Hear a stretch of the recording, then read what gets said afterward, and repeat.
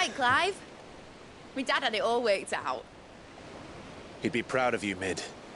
His writings may have helped, but this achievement is all yours. Can we catch them? The Ainayar's one of the largest, fastest vessels ever built.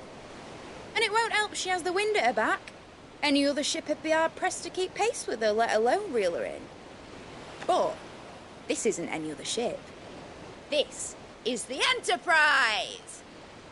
And the world's never seen anything like my dad's engine.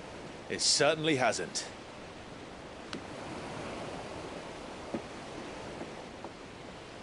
Clive, what do you know of Barnabas Tharm? Only what the bards sing. And he sailed to Ash from southern lands. That it was his mastery of the blade which won him the throne. And that his sword, Odin's sword, can sever the very threads of creation. But don't lose any sleep over a last tilt. We'll do what we must to survive. What we must. The light! I thought this cove was meant to be hidden.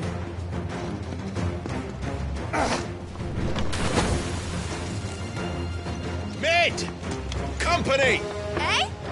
We'll hold them off until the ship is ready. But hurry! Bollocks! All hands! Man your stations!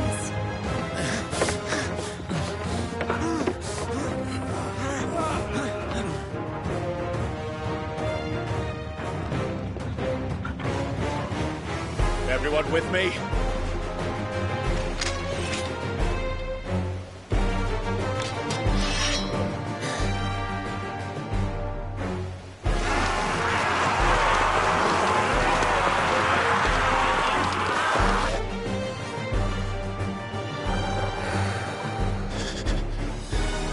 Here they come!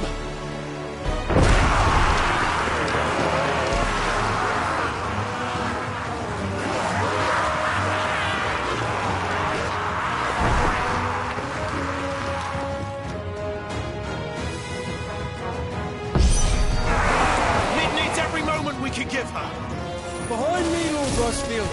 I'll take care of these fuckers. Behind! I'll have you no earth-breaking here. One stuck spear into the heart of every man in the fleet.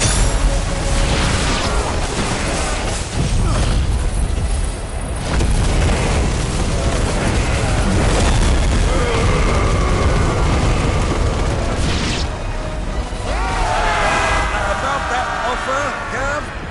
How are we doing, Mid? I thought you said that ship was fast! What are you doing? Well, that takes time! Unless you fancy giving us a push, you lay in the old sack of gas. Oh? I haven't felt this alive in 20 summers! Come on, then! Which of you lot fancies meeting Ogre Killer next? Don't let the coffers incurred. We don't pay and I'll stand if I'm going first.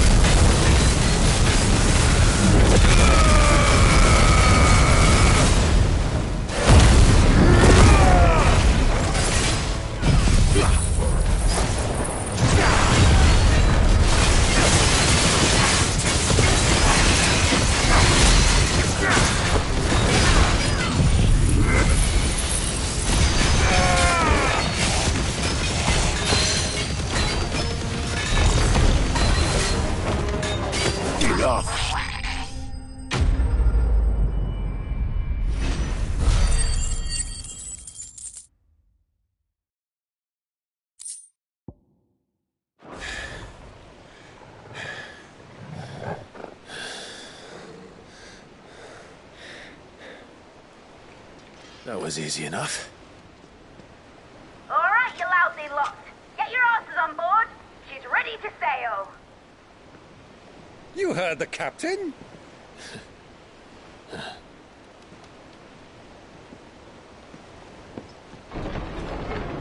Clive?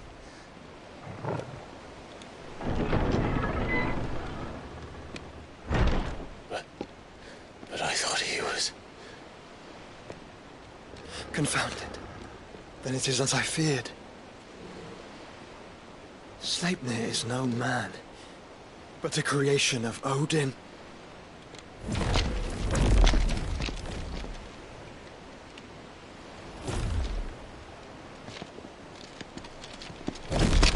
Phoenix's fiery fundament. Have you no normal enemies?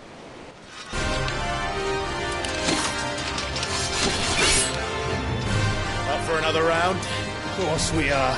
Right, Lord Rosfield? My boy, there was a time people called me the Executioner. Those are my orders. No matter, heads will roll all the same. Mate! New plan! You leave! We follow! Follow? Swimming, are you? Oh, bugger me! Weigh anchor! Engine's dead slow ahead!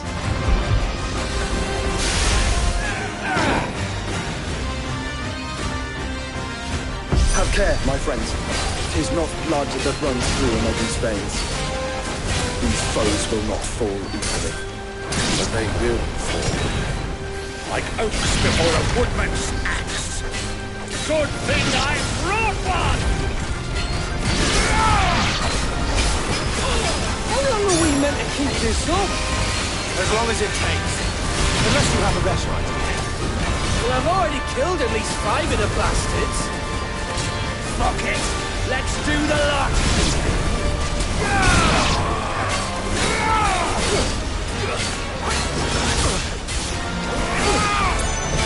Slow. It shows to me, boy.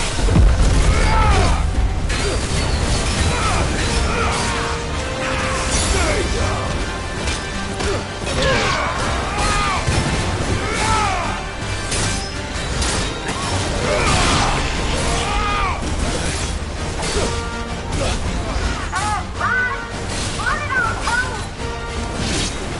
Should we make for the ship?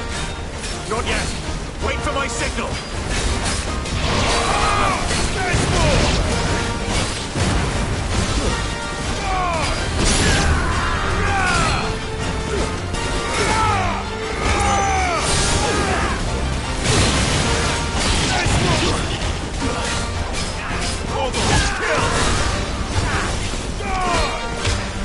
In your own time, Clive!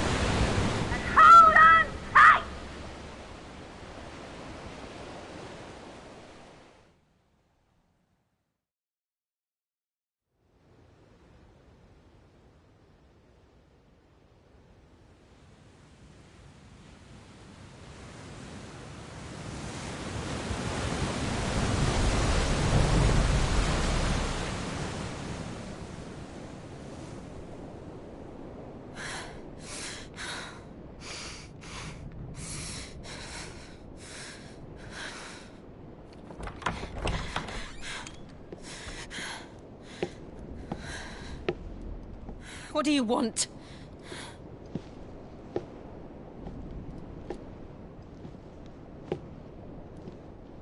That's quite a mess you've made. And wholly unnecessary. You are my offering to Mythos. I would not see you damaged.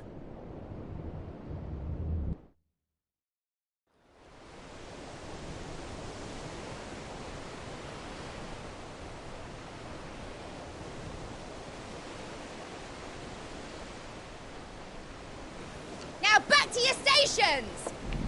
Every bell spent treading water puts another league between us and the galleon.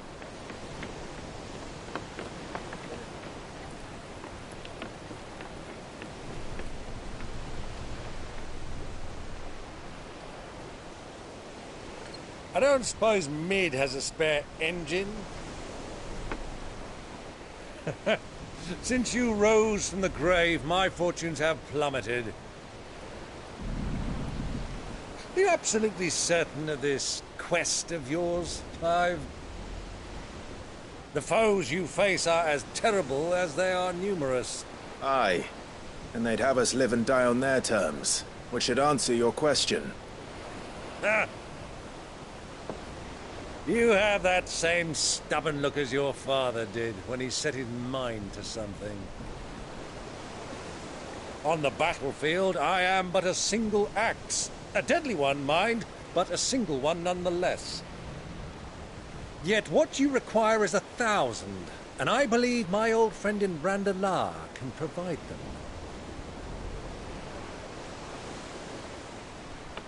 Take care, Clive. I have many more tales of your father's exploits to share. And I cannot very well do that if you're dead. Again. Good luck, Uncle. And may fair winds attend you. As for you, Joshua, take care. I shall do my best, Uncle.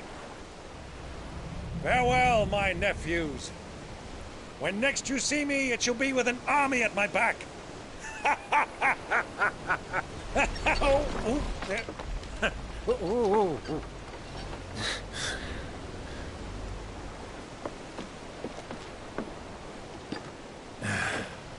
Cheerio!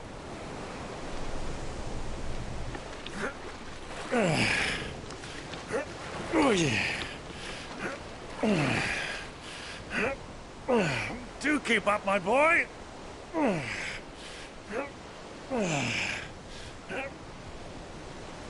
Well, we can't have him showing us up now, can we? We would never hear the end of it.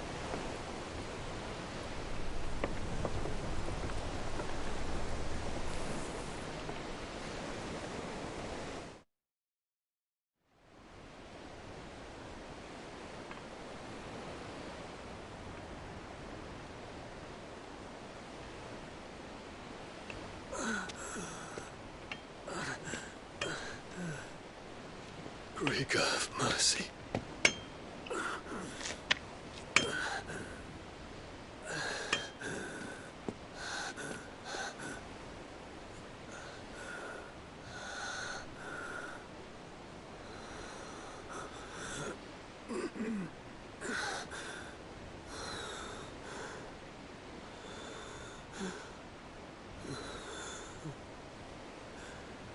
All this.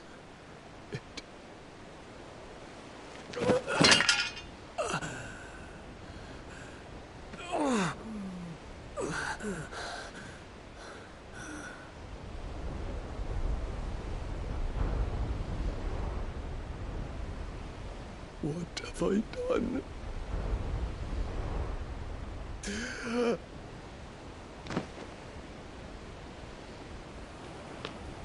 My lord.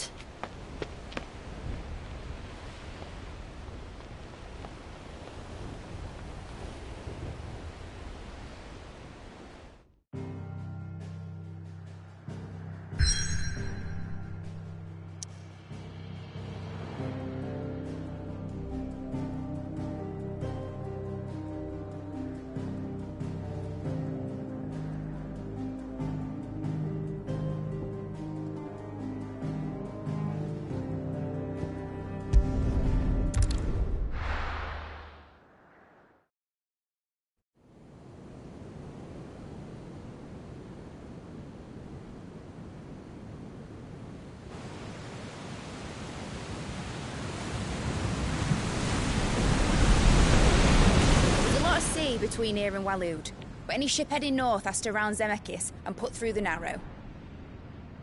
Maintain our current bearing north-northeast, and we'll catch the Black Galleon before she vanishes again. What's to prevent her from circling around Ash from the south? With these winds in those waters, it'd taken forever and a fortnight to reach Stone here. Mid knows what she's talking about, Clive. Better than any of us lot, anyway. I say we do as she tells. Sails on the horizon. She's ours.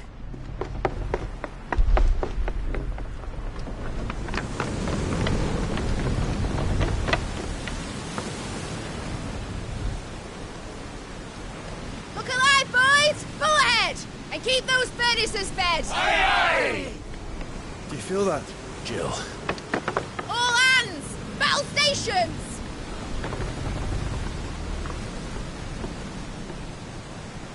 Let's see what this girl can do.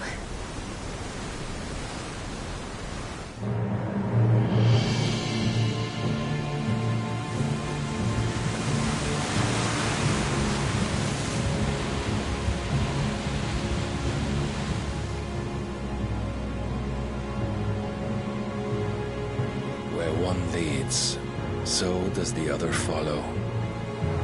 The bond of consciousness which joins them condemning both to the same fate. Yet my every attempt to strike it from their hearts serves only to tighten its hold.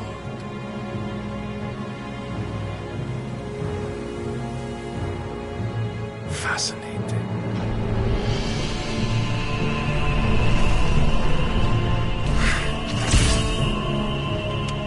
But then, there is naught my blade cannot sever.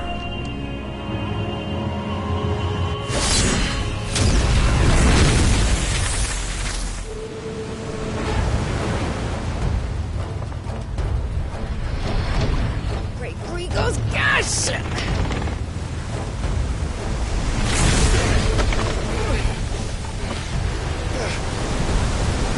One of us. Hard port! Heads down, you brutes! And brace for impact!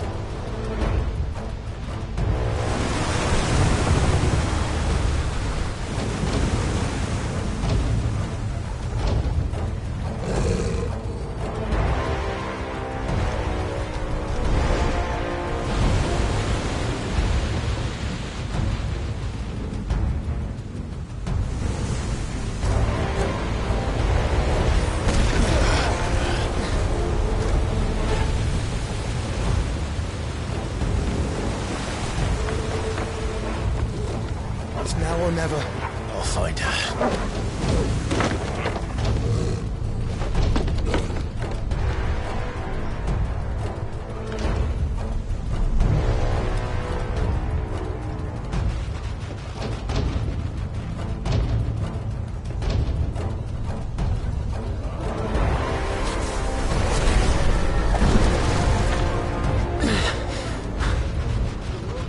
Bloody hell! How to stop it!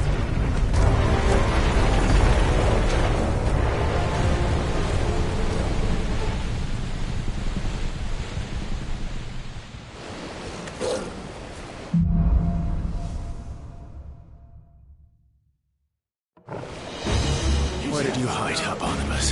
Something's down!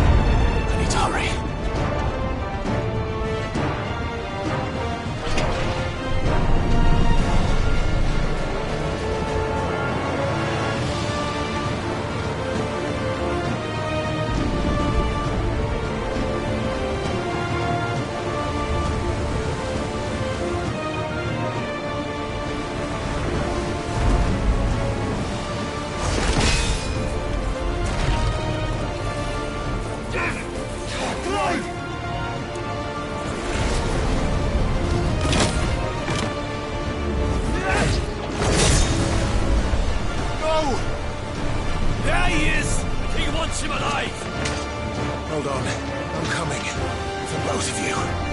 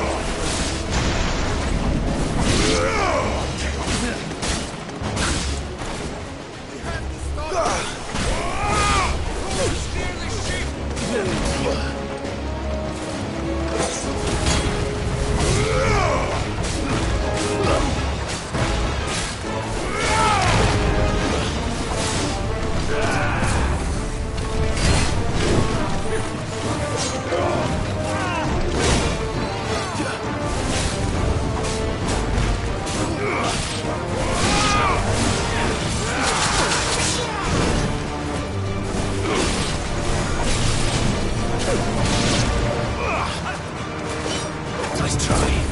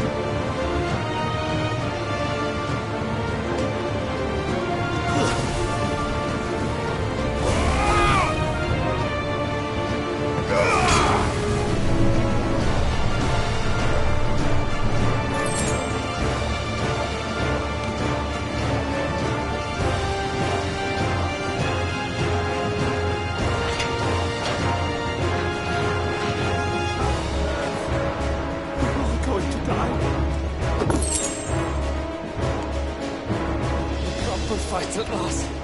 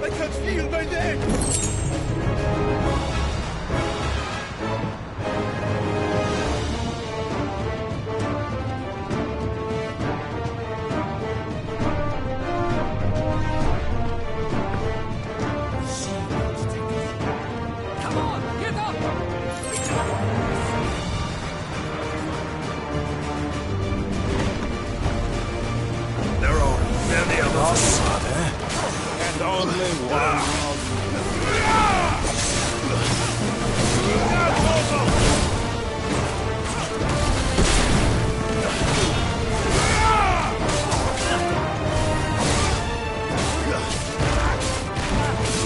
Too slow.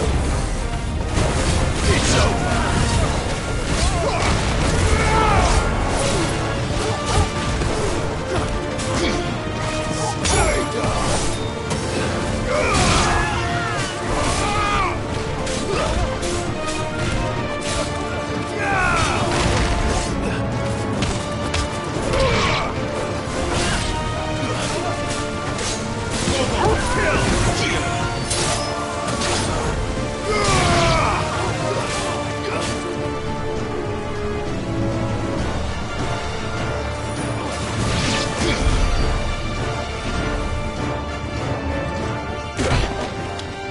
Jill!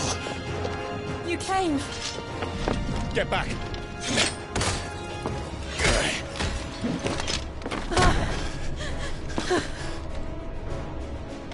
Clive, how did you... I'll explain later. Hands.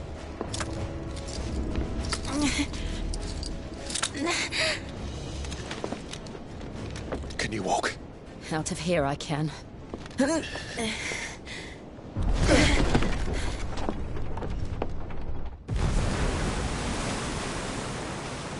Stand still!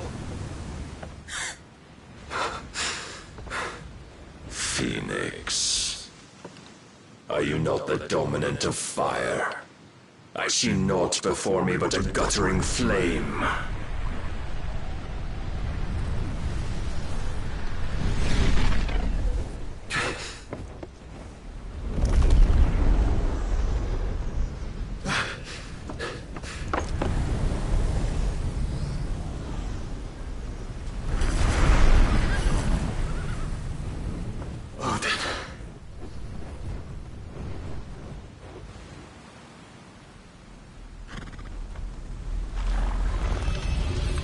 In earnest, then.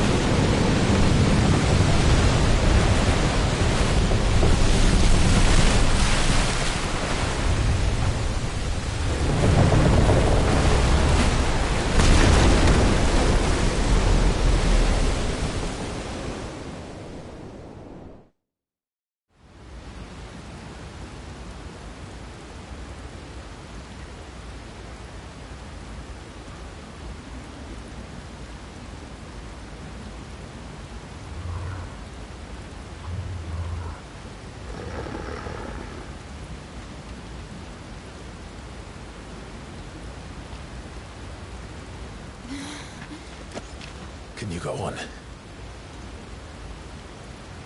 I think so.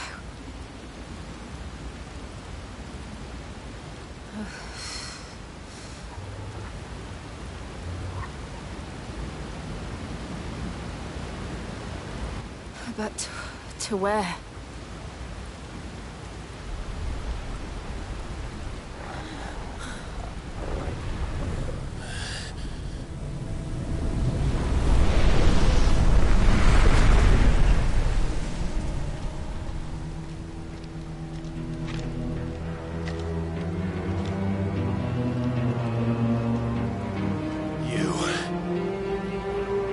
What did you do to Joshua? The Phoenix? Oh, I expect he will survive. This consciousness in which you coil your feeble souls is grown thick with desperation. And thus has my master turned to my blade.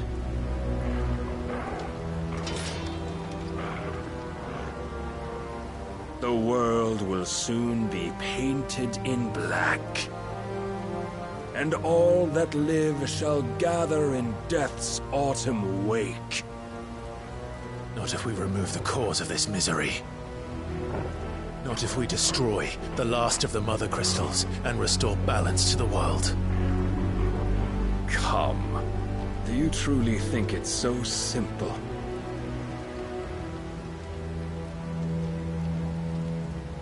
The blight is inevitable. Not even the Almighty might stop its endless march. Your efforts will avail us naught. Naught, that is, but suffering. You must embrace the truth, Mythos. Accept your place with the Lord. Keep it. As long as there's a chance, there's a choice. Ever led astray by your blind resolve.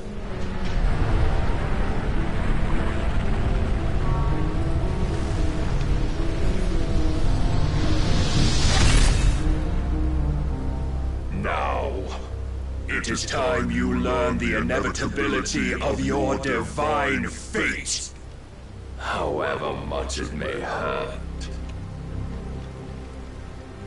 Get as far away as you can. Clive, no. Trust me, Jill.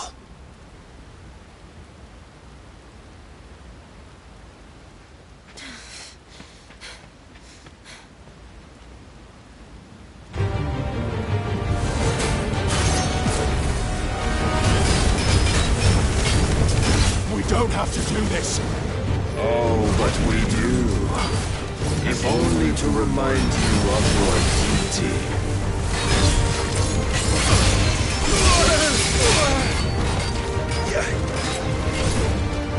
Rise, Mythos. In the short time since our last meeting, you have grown much. Yet as a vessel, I fear my lord will still find you lacking.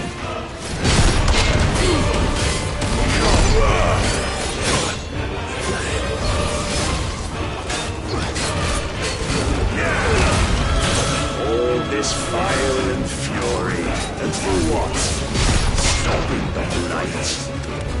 A foolish notion fed to you by a foolish man. How dare you? You know naught of this world nor of our place in it.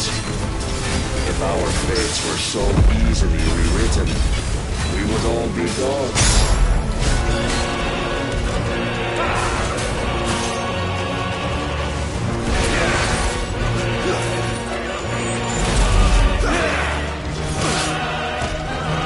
I have seen enough. If reason cannot sway you, there are other means of persuasion that might.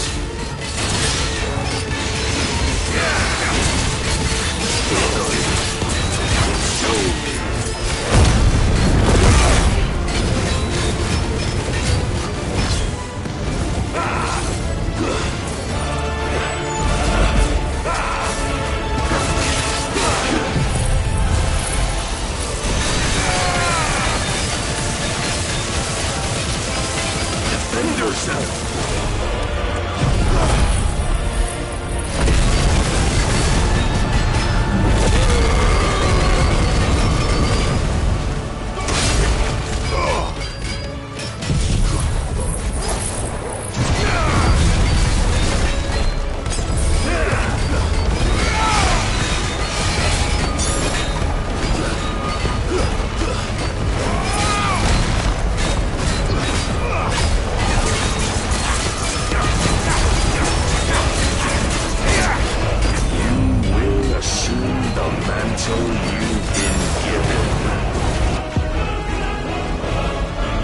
Thus is the light of hope severed.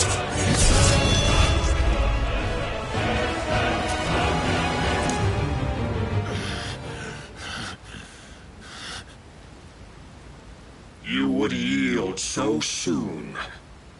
Never. Clive!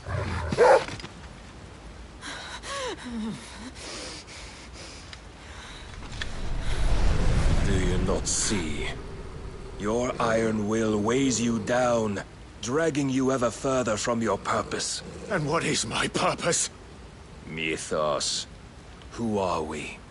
What are the dominants? The breath of the Creator still warm on our lips. We carry his light that we might guide the masses in his name. We are but mighty acts of God. We are more than that. You would be nothing without what he has granted you.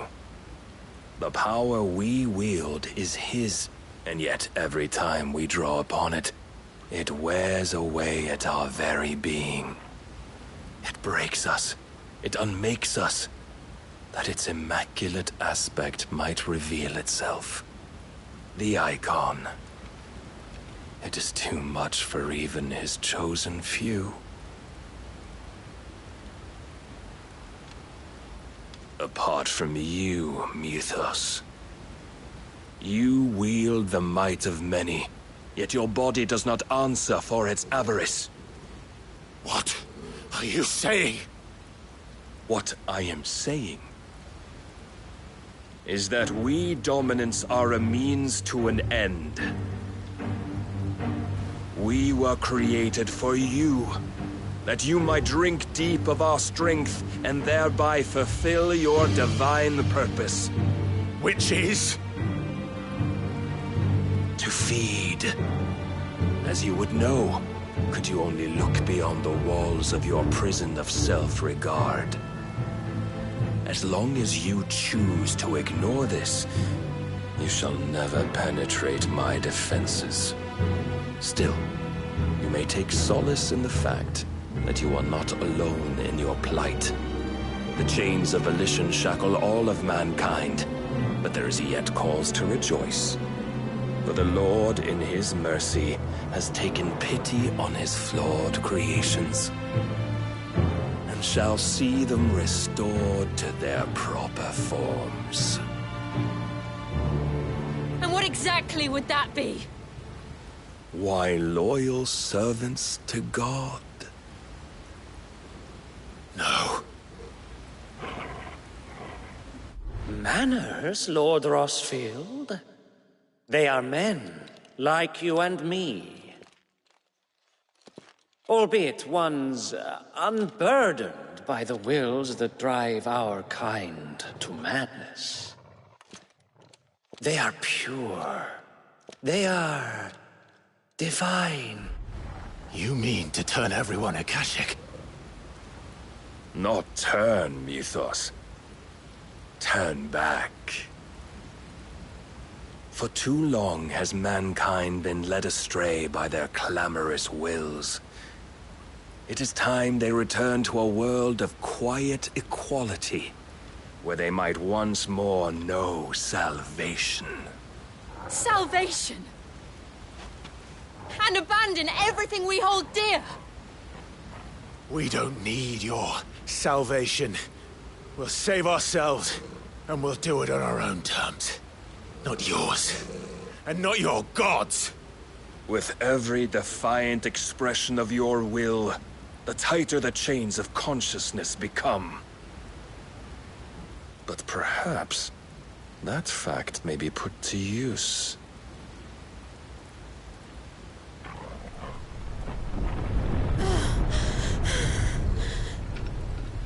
Clive! The faster it binds you to the remaining dominance, the stronger your hunger will become. Until it leads you back to the only answer there ever was. Mayhap not by the path my master intended, but back all the same.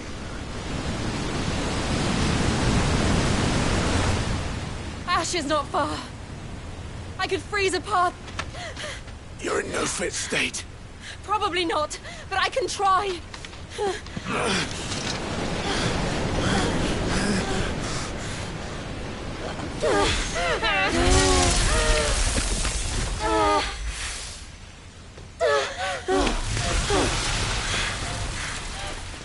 Don't look back!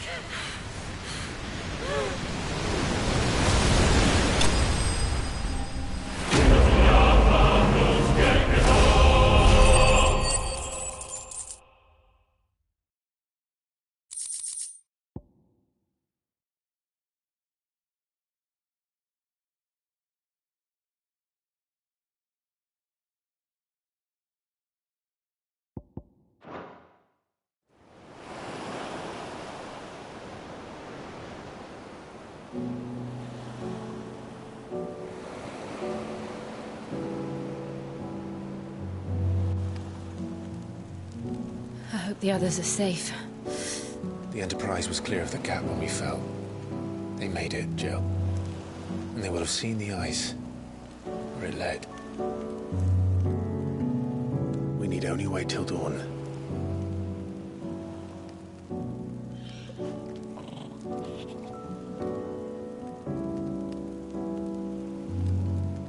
This is the second time Barnabas has bested me.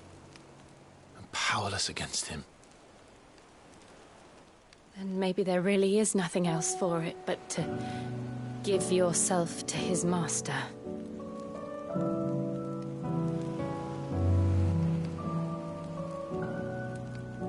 Only you won't do that.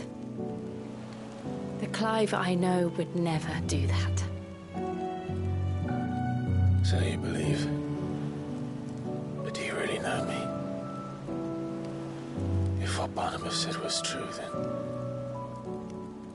I'm more monster than man. And each time I summon the flames from within,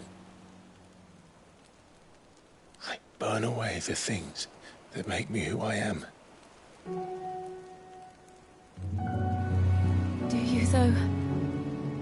Think of what you've used that power for, of all the people you've saved.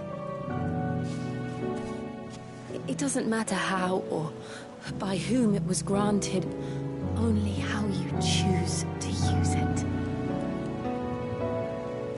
And you've chosen to use it for good, haven't you? I've also used it to kill. What if that's my purpose? What if it's all I'm good for?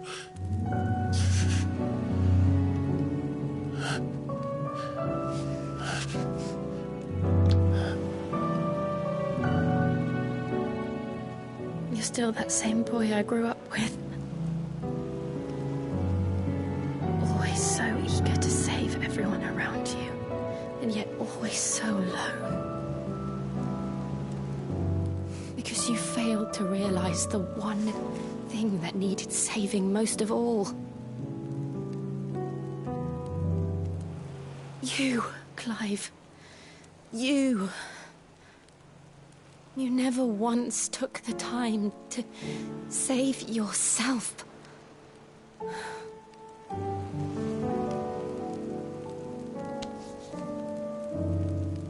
Myself? I think I might be beyond saving. No one is beyond saving, provided they want to be saved. You fight to survive. And you survive so that you may protect those you love. It's what you do. What you've always done.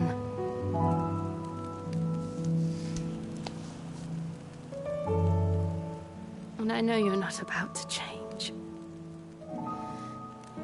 So I'm going to help you. To give you what you need to protect us all.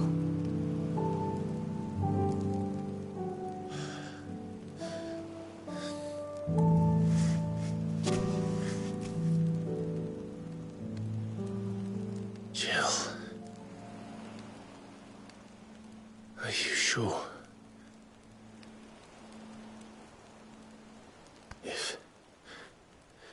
If this is what you want, then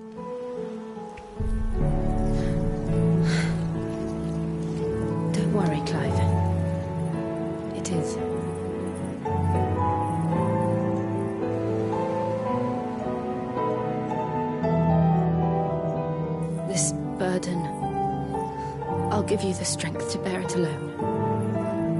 But I'm not alone. These burdens I carry, my sins, my pain, my sorrow, I see now that they are all a part of me.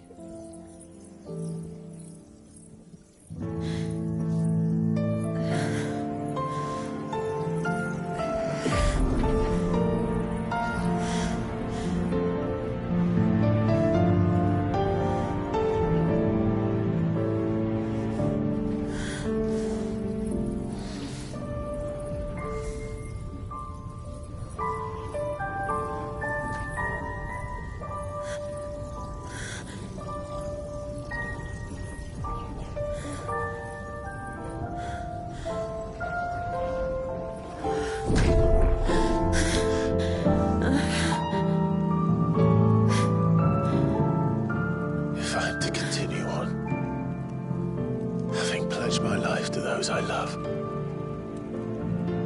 And I will gladly bear your burdens too, until my last breath. Clive.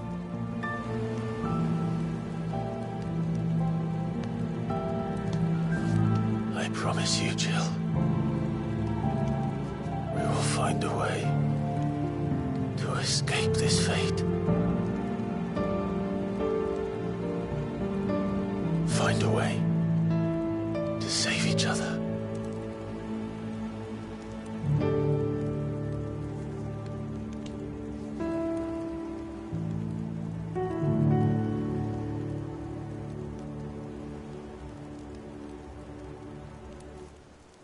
That we might one day look upon the moon again, together.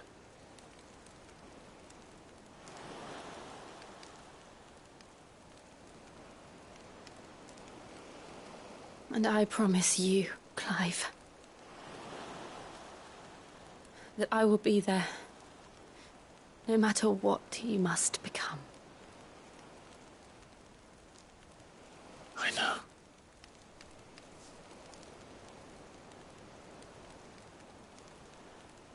I never thought a smile could bring me so much joy.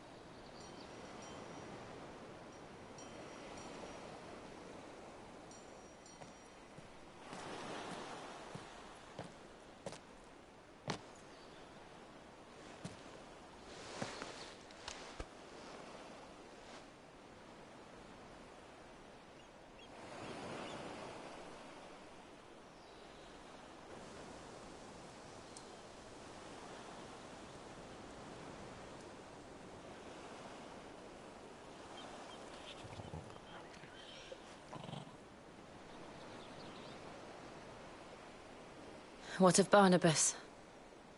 Do we pursue him? No. Our paths will cross again soon enough. Whether we like it or not. Besides, there is something we must do first.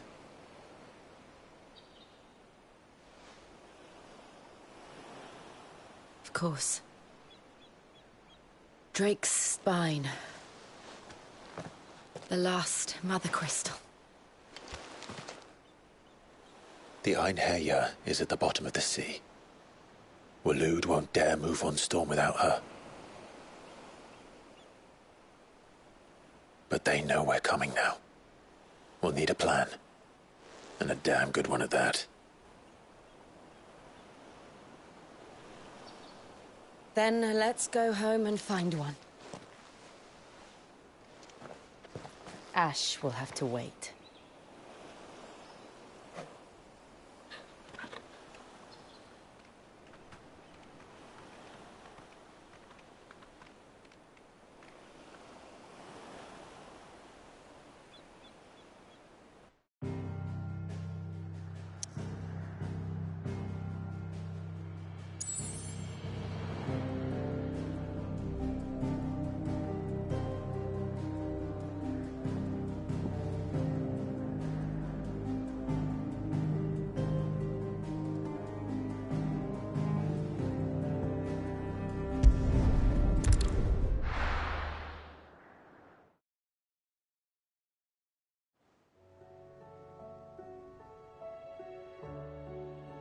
Mid says Odin split the sea in two.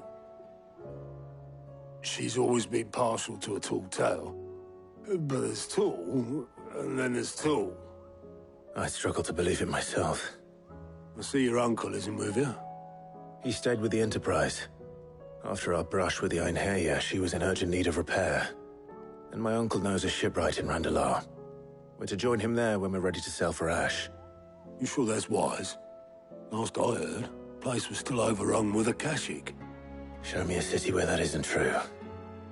Ultima's plague is spreading. We're running out of time, aren't we? We've done our best to shore up that hideaway. But I doubt a few planks will stop what's coming. Still, we'll keep at it. Every little helps, I suppose. Let's hope so.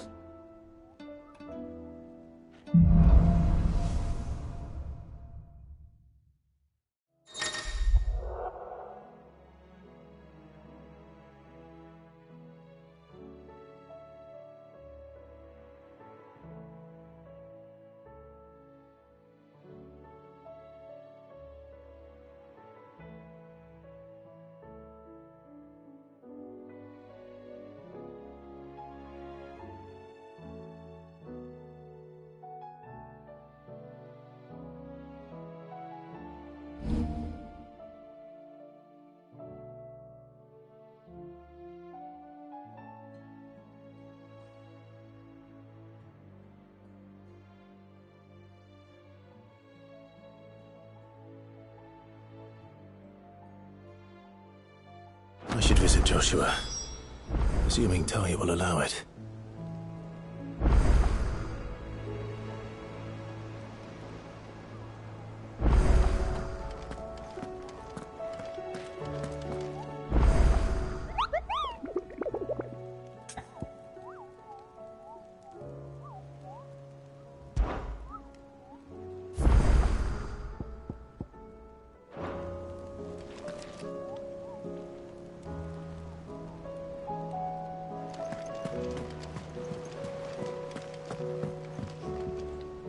Heard the bad news then, did you?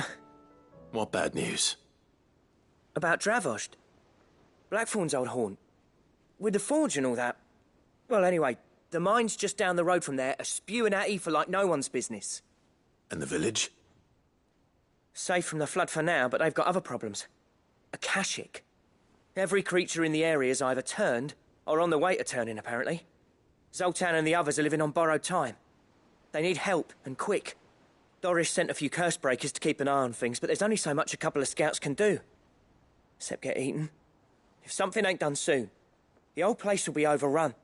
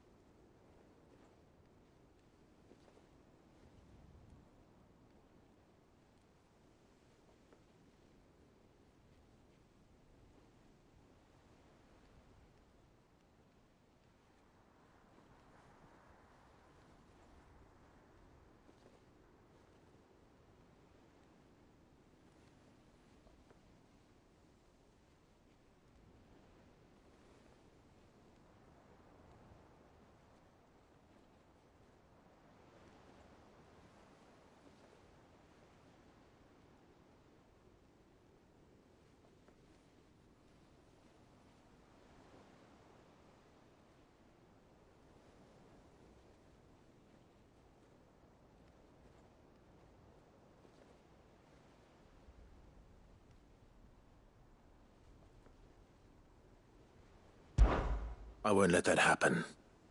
Didn't think you would. Does Blackthorn know? I thought it might be better if he didn't. He'd only do something stupid. You reckon we should tell him? No. It's better this way. Yeah, well... I can't stand about knowing what's happening out there, so I'm off. I'll see you in Dravost.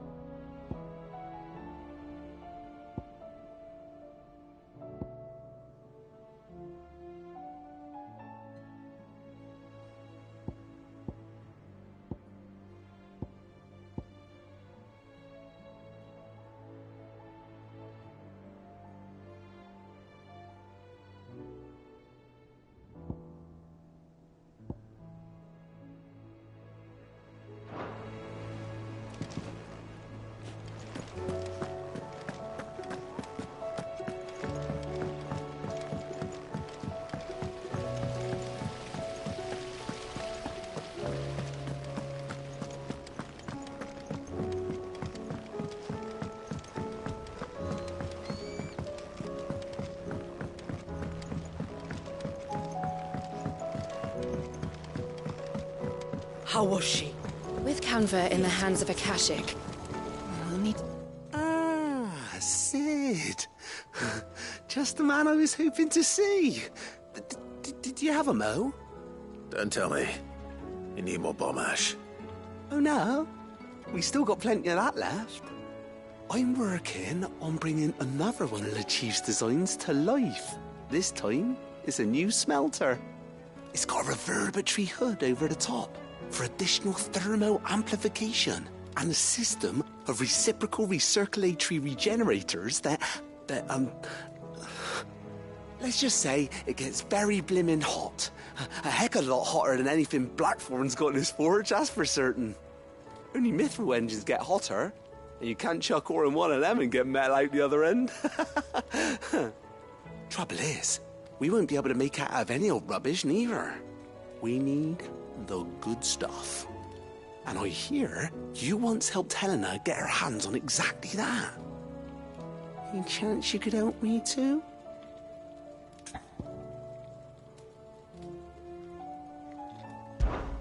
If it's for the good of the hideaway, I'd be happy to. Oh, it is. I promise you. So, what exactly is this good stuff you need me to find? We've got a couple of examples here. Spherical echoes, we call them. More fallen materials. So this smelter is similar to the mithril engine in more ways than one. That's right. They're a bit like the thermal helms. Fallen ceramics deal with heat like nothing else, see? And what's more, they're directional, transferring heat from the inside to the outside. But these things, they're all outside. If we line the hood with them, they'll reflect the heat right back into the furnace. We've collected as many as we can, and I know where we can get the rest. Trouble is, they're all watched over by their bigger, uglier cousins. So you want me to visit some ruins, destroy some echoes, and bring back the spheres they're guarding? That's it in a nutshell, yeah. We're only 3 short, mind, and we know exactly where they are. There's one up Amber Way, in that ruin that they call Lost Plume, and another in the Silent South, over in Dalmekia. Last one is in the ruins of Advent, which is in the Empire. All right then. Wish me luck. Will do. I'll be keeping all my fingers and toes crossed.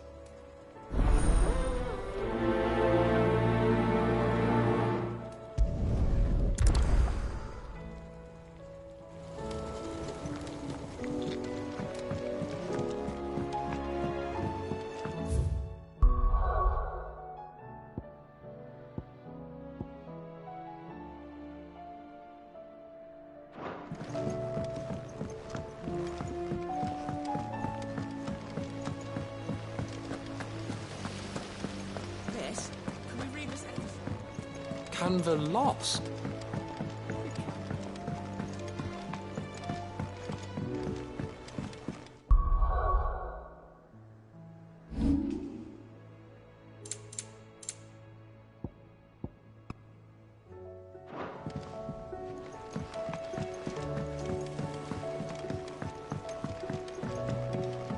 Have you tried Molly's lemon tarts?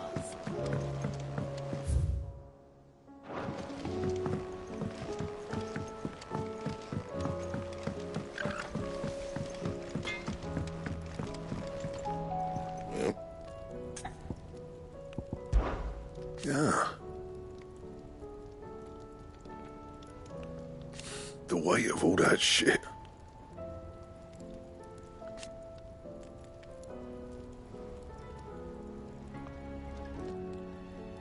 Clever girl, that one. So, what'll it be?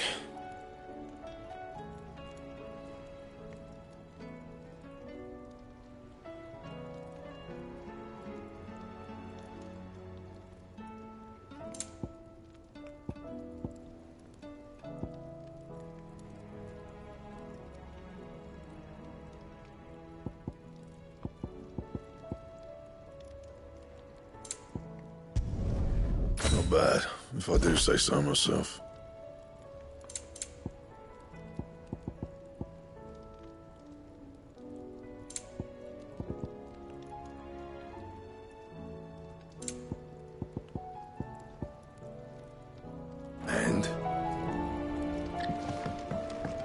Don't tell me we've run out of perfume. These days. What do you expect?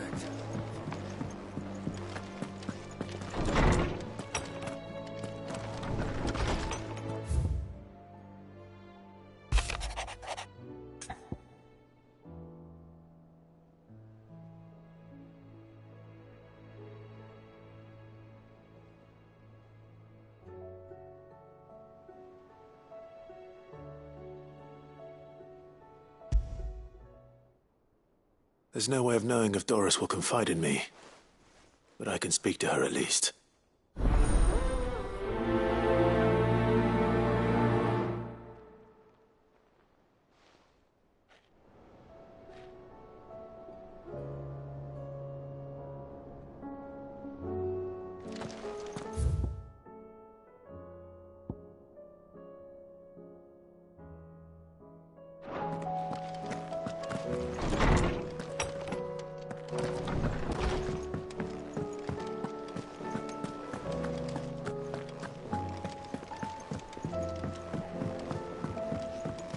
Come back. Covered in nicks and lumps, the lot.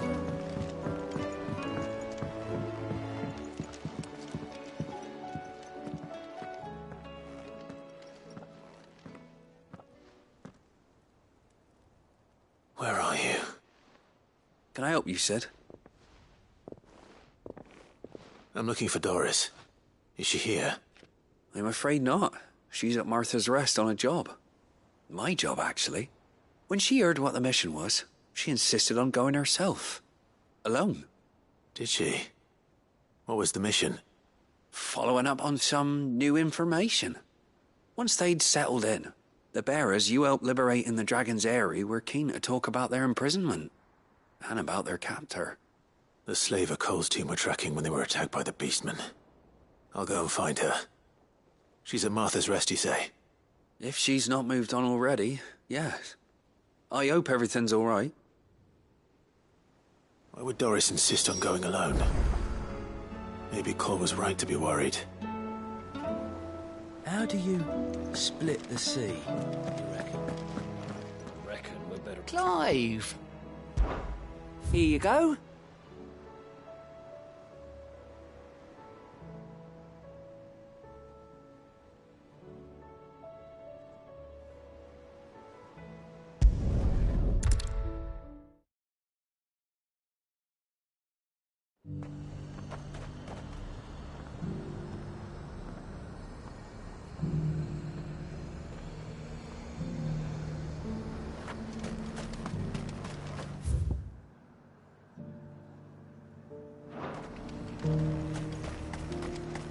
Nothing like a little unrest.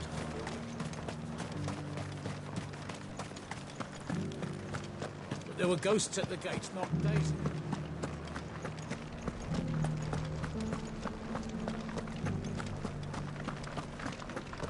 Those things I said before.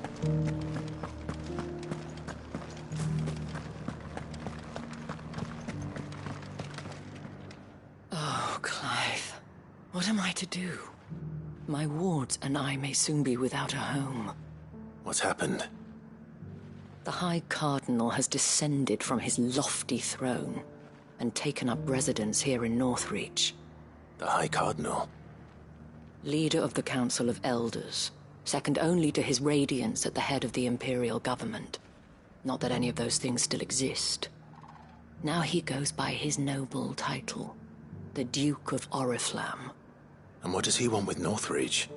He wants to transform it into a military stronghold, a foundation upon which to build a new Sambrec. He's already secured the support of the various army remnants, with promises that they shall be afforded the respect they deserve in his empire. One built on the confiscated property of the people. He would rob the populace to pay for it. Believe me, I have used every means of persuasion to discourage him from this folly. But for whatever reason, he will not listen to me. What does Captain Philippe make of this? When the town was under attack, it was him the soldiers rallied around. Couldn't he use that influence again? How? By speaking out against one of the most powerful men in Sambrec.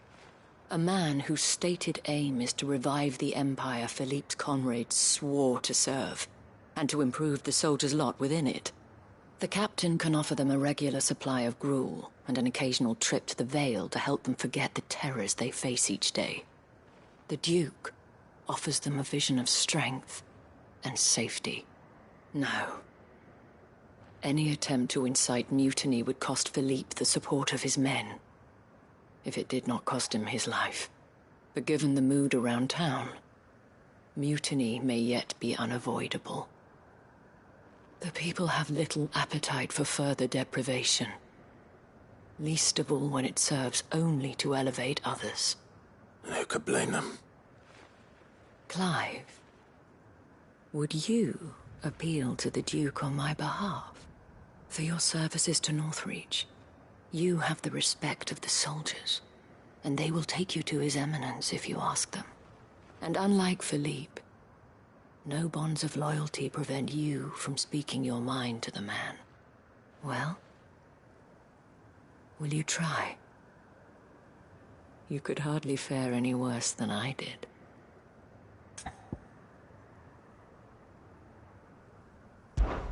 I'll see what I can do. Thank you, Clive. Tell me then, where will I find this Duke of Oriflamme? In the garrison? Overseeing the troops, yes. All right. Wish me luck.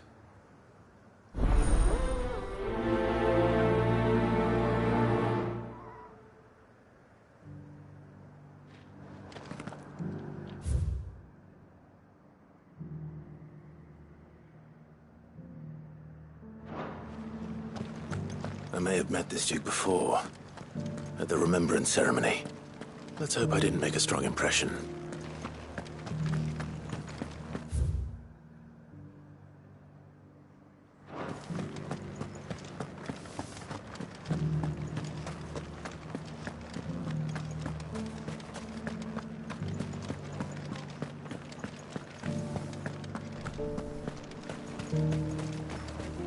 As long as you remain,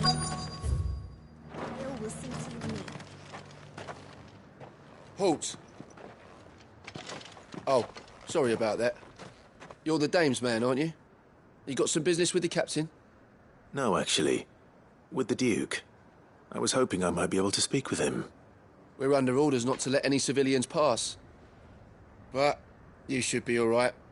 His Eminence has heard all about you and your heroics. Wait here. I'll go and ask.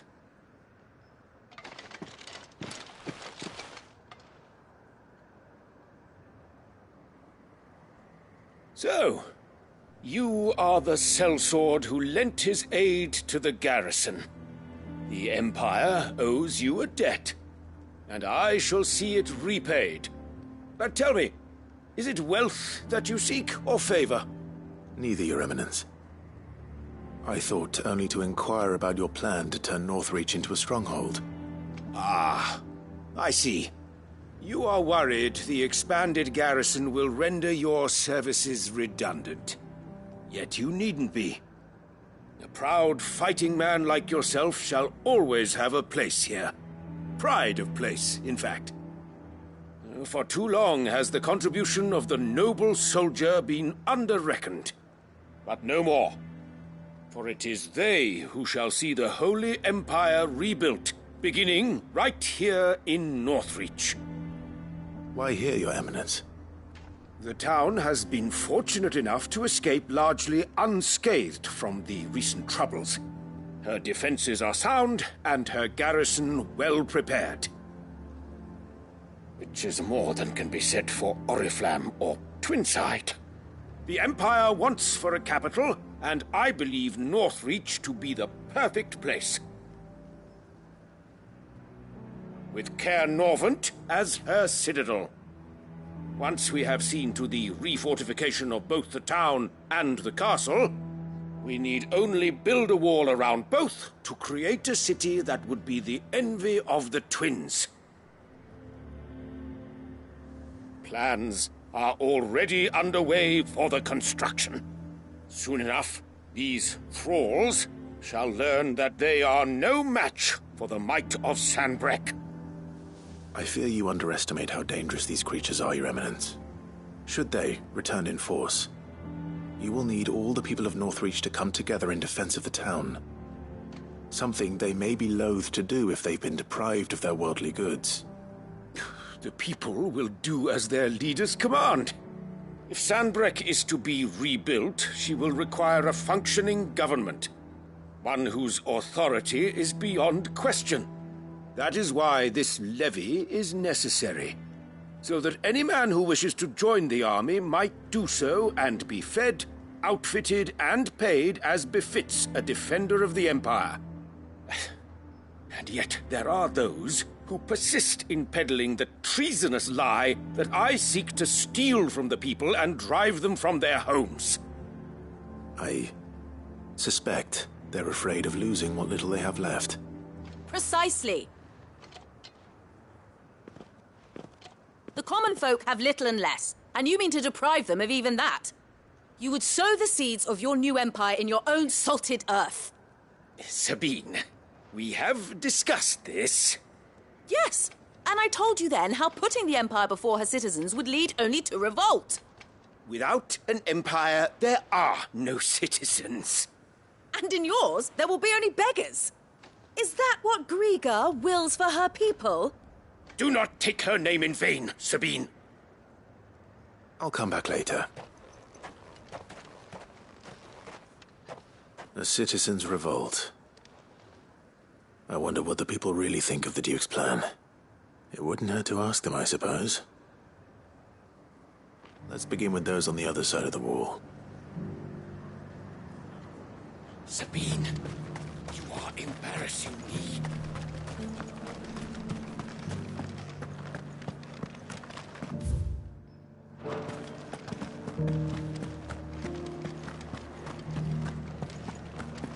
You needn't fret. The creatures have been...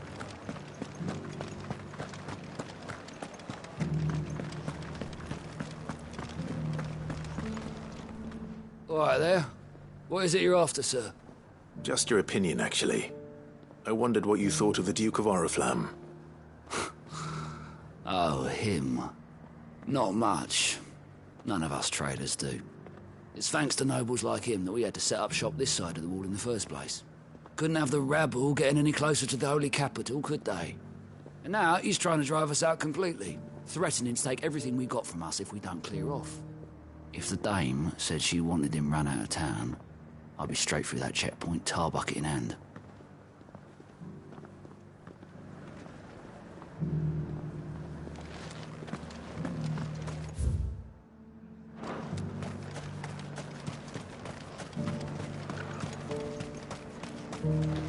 I heard the dame got an icon to with the madam. A question, if you don't mind. What do you think of the Duke of Oriflamme? Don't get me started. You build a life for yourself somewhere, earning for some noble to turn up and tell you you've got to hand it all over to him. If he thinks his name and his chains give him the right to empty our purses, he's in for a rude awakening. We'll do whatever it takes to keep what's ours. Whatever it takes.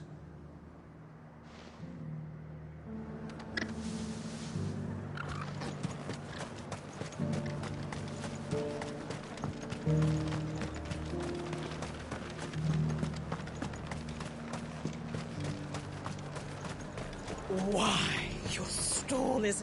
I've been hearing a lot of talk about a certain Duke. Nothing good, I'll wager. Going around acting like he owns the place. And with hardly a word to the dame. This is her town, not his. I take it you'd rather she was in charge. As far as I'm concerned, she still is.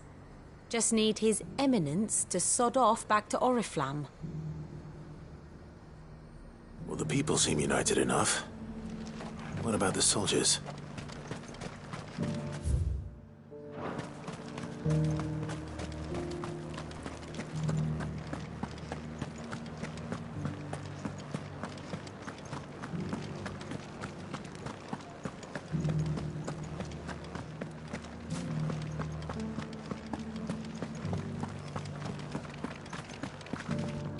Excuse me, do you have a moment?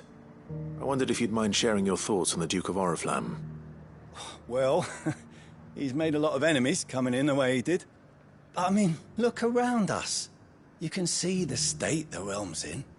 The traders might not like having the screws put on them, but if they volunteered a few more of their hard-earned gil before things got bad, maybe they wouldn't have to. I think the Duke's got a point when he says rebuilding the Empire's the best way of making sure we're all protected. And if that means people who don't know one end of a sword from another have to make way for those who do, well, that's just how it goes.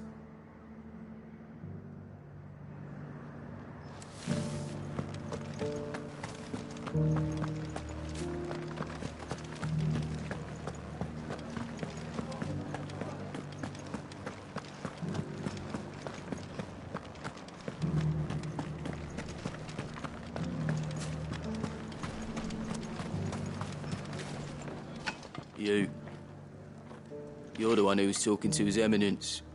On the Dame's behalf, yes. I was trying to persuade him not to take the people's goodwill for granted, but it seems my words fell on deaf ears. What do you think of his plans? I'm a soldier, mate. He tells me what to do, not the other way round. Listen, I've got nothing but respect for the Dame, but I've got a family to look after. That's where my loyalties lie, not with the town or the Empire, but with my wife and children. If the Duke can get us the men and the equipment we need to fight off those blue-skinned bastards, I don't care how he does it.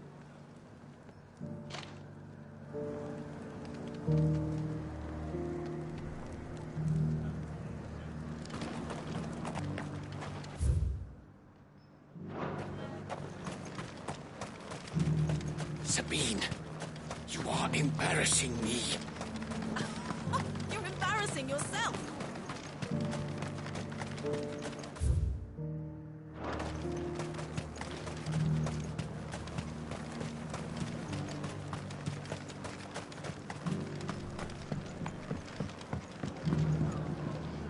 I hear the Duke of Oriflamme plans to turn this town into some sort of fortress. Do you think that's a good idea? It's not for me to say. All I know is that unless the Emperor orders me otherwise, His Eminence's word is law. Look, no one likes all these taxes and tariffs, but empires don't come for free.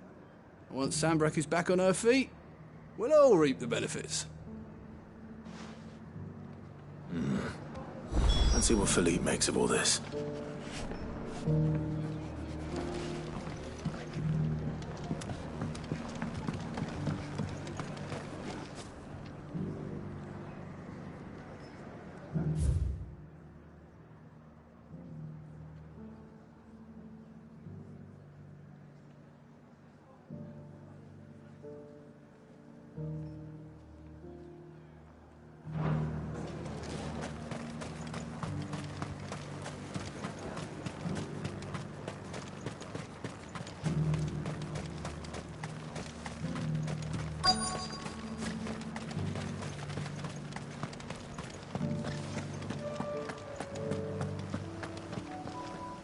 Captain, do you have a moment? For you? Certainly. Clive, wasn't it? Thank you for last time. How can I help you? I wanted to ask you about the Duke of Oriflamme. Do you intend to go along with his plan? But to tell you the truth, I'm in two minds. It's my sworn duty as a captain of the Imperial Army to obey his orders. But I can't say I agree with him. Philippe, I remember you saying that you became a soldier to protect the people you loved. The Dame included. That's right, I did. Well, she doesn't agree with the Duke's orders either. She thinks they could tear Northreach apart.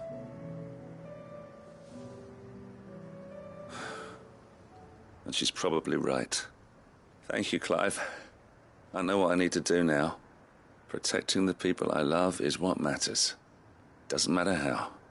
Well, duty calls, so I better go. Thanks again.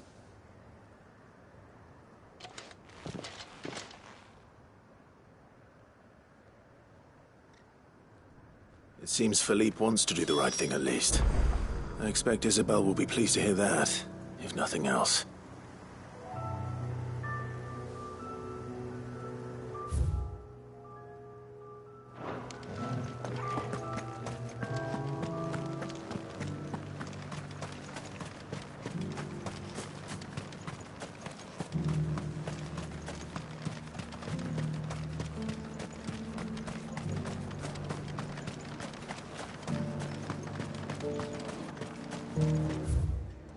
As long as you remain.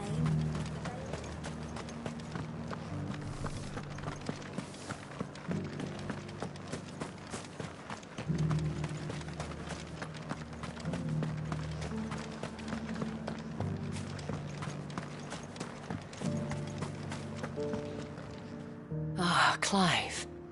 How did you fare? Were you able to speak with the Duke? I was, but...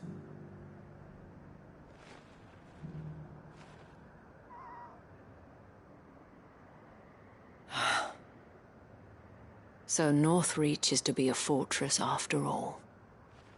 Well, it will certainly help to hold back the thralls. There's no denying that. Though I doubt it will come as much consolation to the townspeople whose worldly goods are confiscated to pay for it. They deserve to be heard, Clive. To have a say in this new empire the Duke means to build. Sadly, His Eminence values their obedience more than their opinions, and hopes to reassert the authority of the state. I fear he sees the people as mere pawns on his chessboard to be sacrificed for the greater good. Needless to say, they themselves are of a different opinion, and would rather their destinies were in your hands. The soldiers, meanwhile, are content to follow their orders. And not just because of the Duke's rank, but because of his vision. I thought as much. Had I sworn to protect Sambrek, I dare say I too would want nothing more than to see it rise from the ashes. Thank you for trying. But the battle is lost. I don't know about that. What happened to your uniform? I handed it in, along with my resignation. Told the lads I wished them well, but that I owe it to those I love to call it a day. But why? Because I realized what really matters to me. Not following some nobleman's orders for the sake of it, but protecting what I care about. Protecting Northreach. I honestly don't know when those monsters will return, but I'm certain they're not finished with us yet. And when they do come back, we need to be ready for them.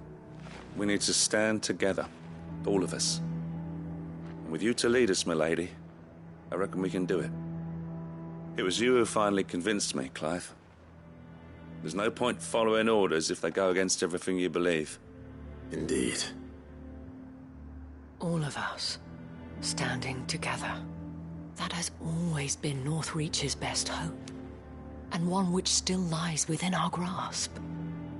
We have only to turn our attentions to the true enemy. Thank you, Philippe, for showing me what I must do. Anything for you, milady. Speaking of standing together, would you mind if I borrowed a few of the lads from the Vale to help keep watch around the town? I fear His Eminence has loftier tasks in mind for the guard. Not at all. Be my guest. Wouldn't be the first time.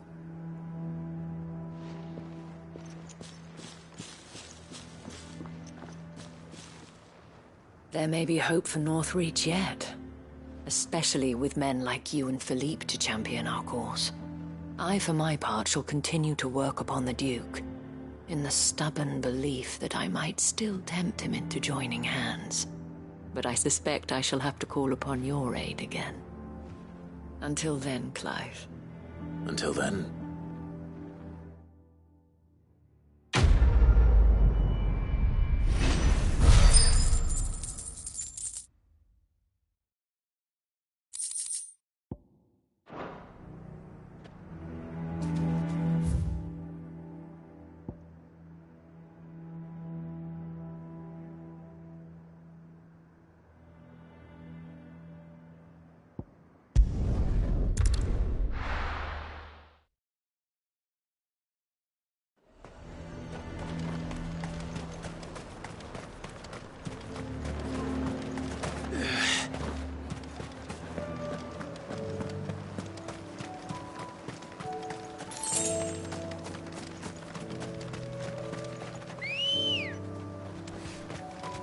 Come on.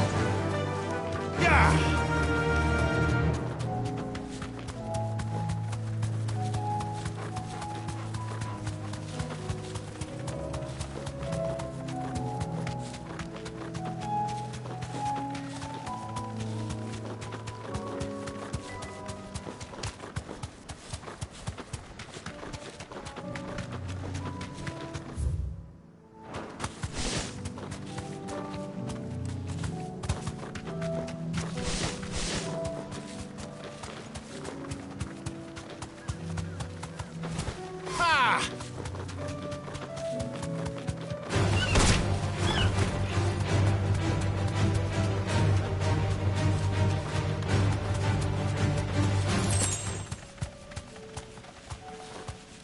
Straight home now.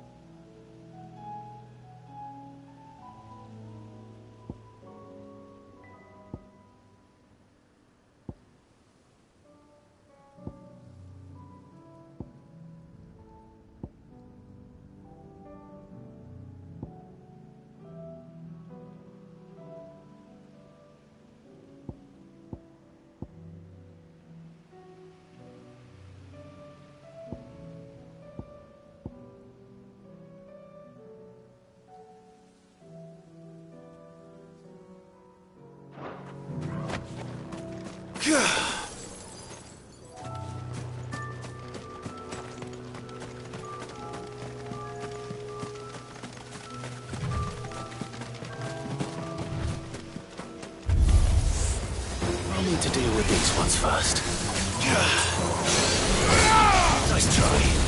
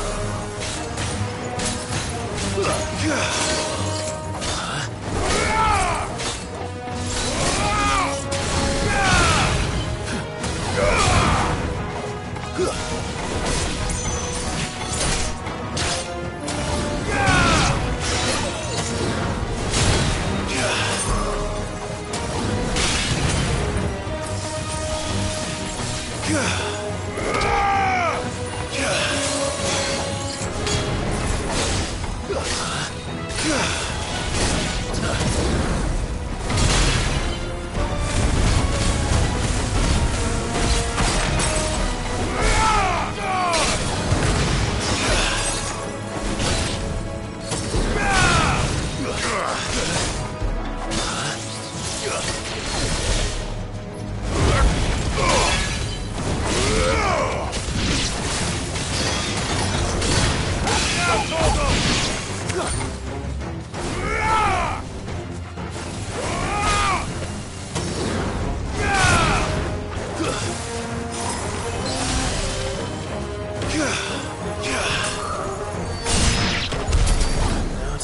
this spherical echo.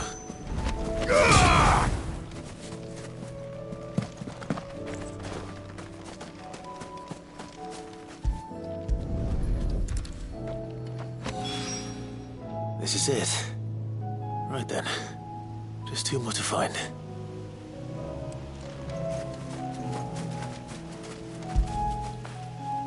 Oh, toggle.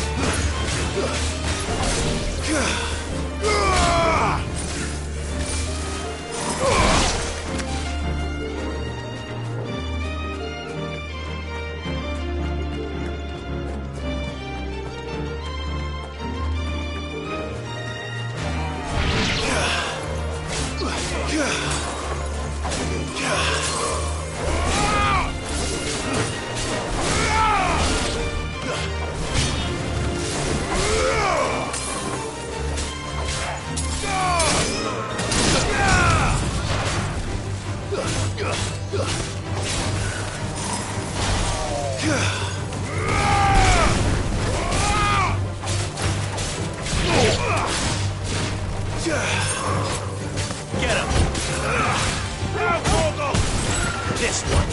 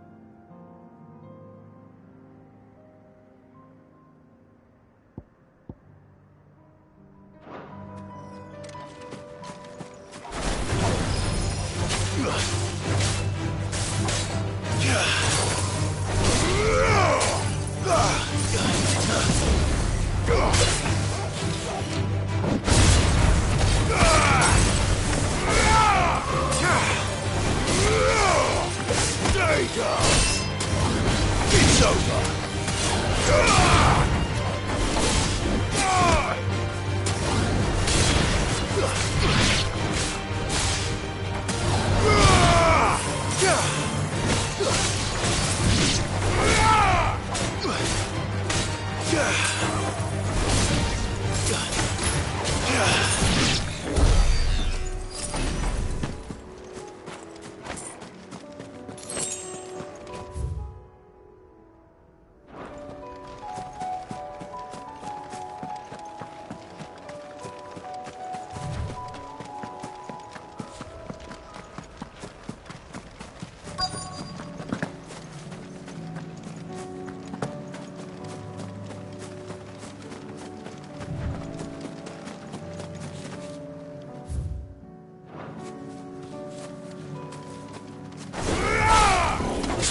Easy.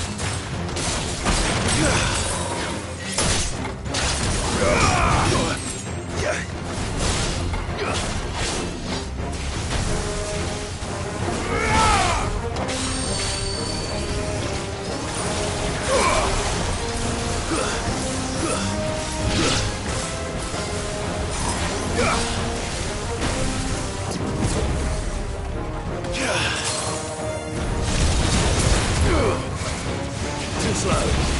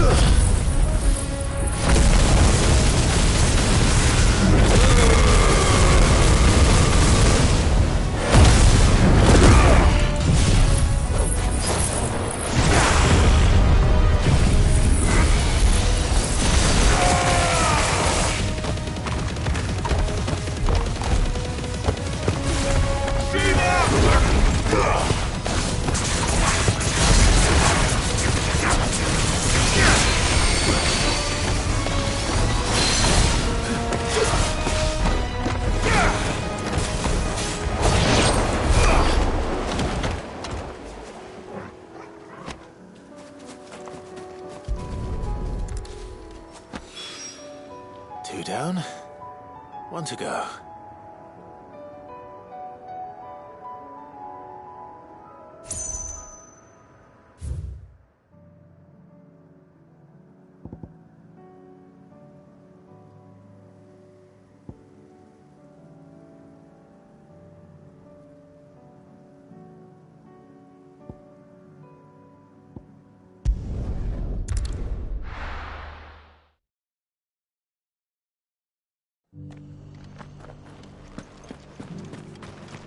Doris should be somewhere nearby.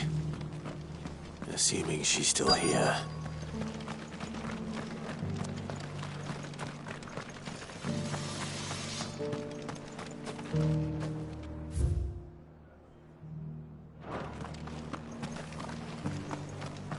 I've got greens of all shapes. Just because the heavens have gone to rack and ruin. Anything catch your eye?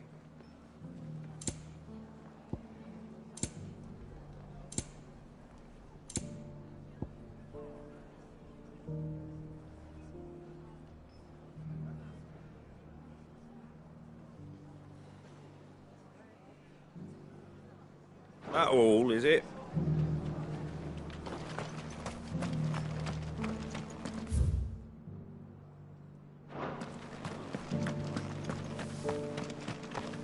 It doesn't still hurt, does it? It's been a pleasure, Doris. Just like old times. I'll give your offer some thought, my lady. How goes the investigation? Sid, what brings you to Martha's Rest? You. I heard you were out here on your own, tracking our slaver. I trust you're being careful. Of course. And it had to be me. The bearers from the Dragon's Eyrie confirmed a long-held suspicion of mine that the slaver we've been tracking is an old acquaintance. She's no fool. If we'd come in force, she would have spotted us straight away, and then vanished without a trace. That was her just now, wasn't it? So, was it a fruitful reunion? I'd say so. She tried to recruit me. Seems her time in Rosaria is coming to an end. She's abducted bearers from across the region and is looking to smuggle them back into Sambrec. After her brush with those beastmen on the road to Northreach, she hired herself an Imperial escort, which she wants me to join.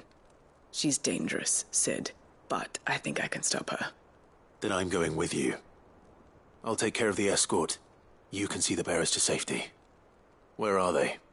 The Baum Archers, soon to break camp. You go on ahead. I'll follow once I've sent word back to the hideaway.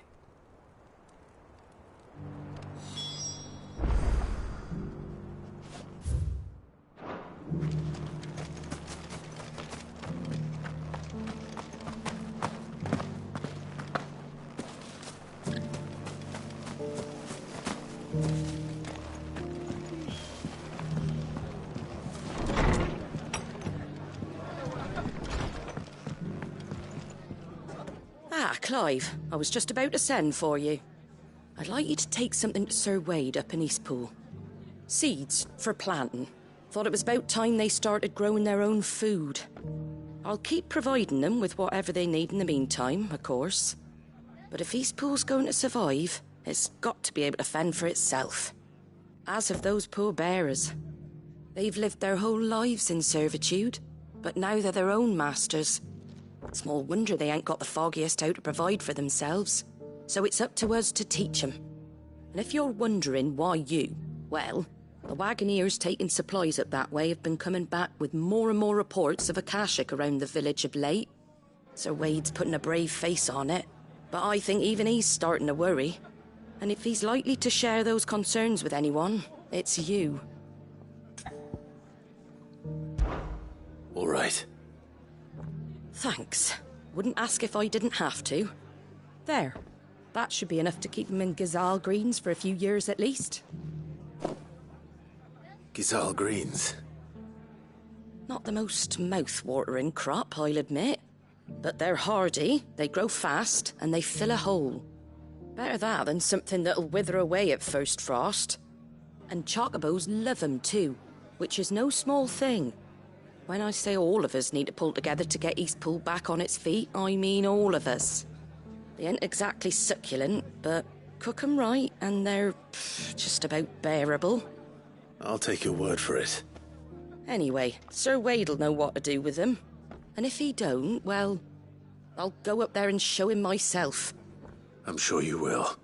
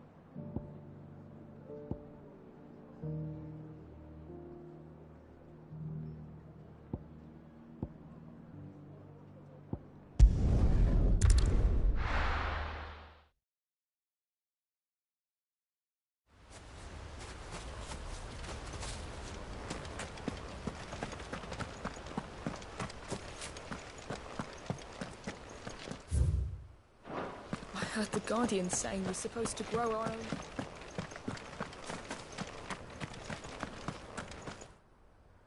Ah, Lord Rossfield. What brings you to Eastpool? A delivery from Martha.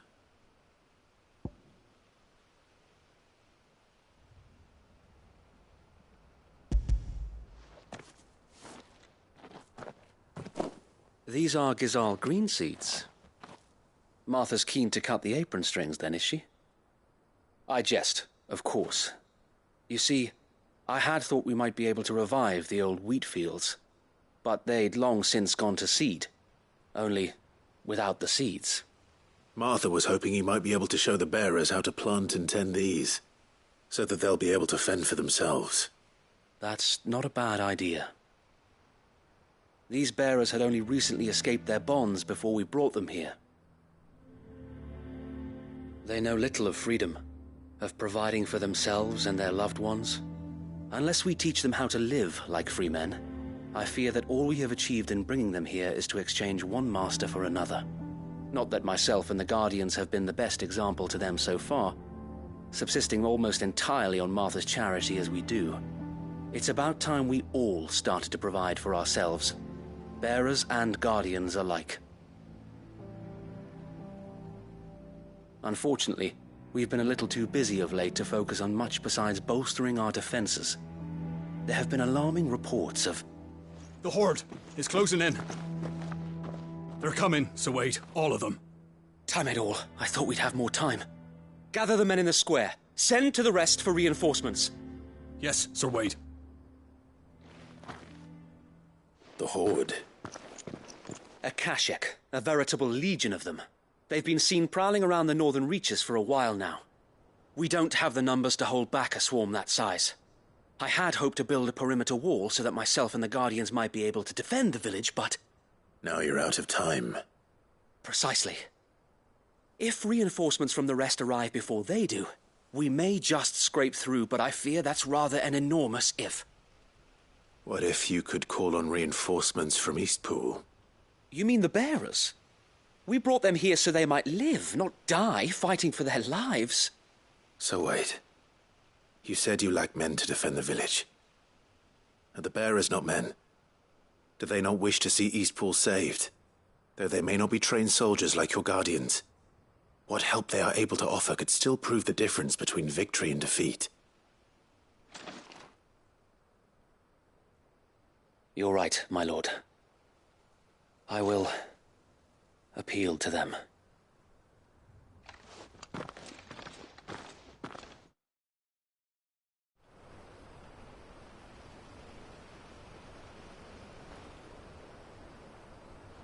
My friends, I humbly beg your aid.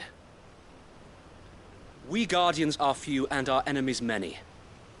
But I swear we can defeat them with you at our side. You would send us to the slaughter. To serve as bait for those fiends so that you and your men might be spared. And to think we trusted you. Say what you will. A home is not worth dying for.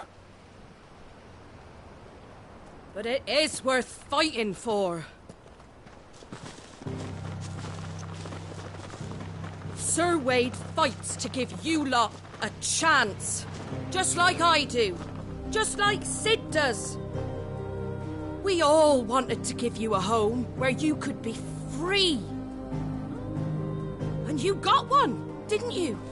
This place, Eastpool. This is your village. Your home. And if you don't fight to protect what's yours, you'll lose it. You know I'm right. This world wants to take everything from you. Everything. Your homes, your freedom, your very lives. So then, are you going to stand by and let that happen to you? Are you going to accept fate like good little Bran did and die, having never stood up for yourselves? Or will you fight like free men and women?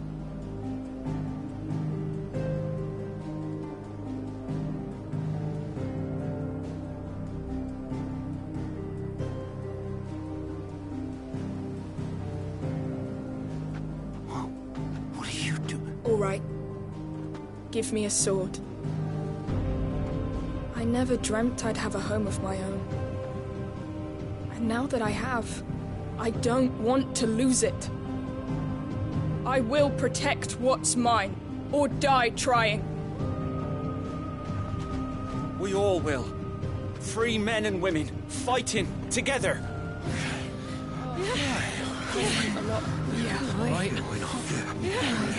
For Eastpool! For Eastpool!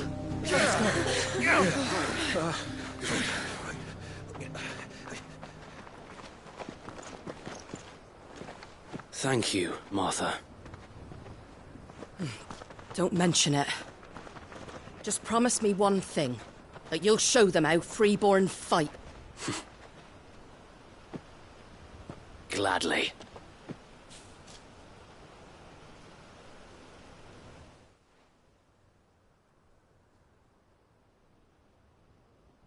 Well, if it was numbers you were lacking, you certainly won't be now.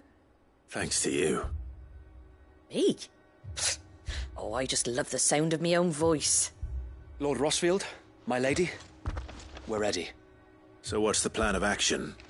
We'll divide our forces into several small detachments, each made up of guardians, bearers, and guards from the rest.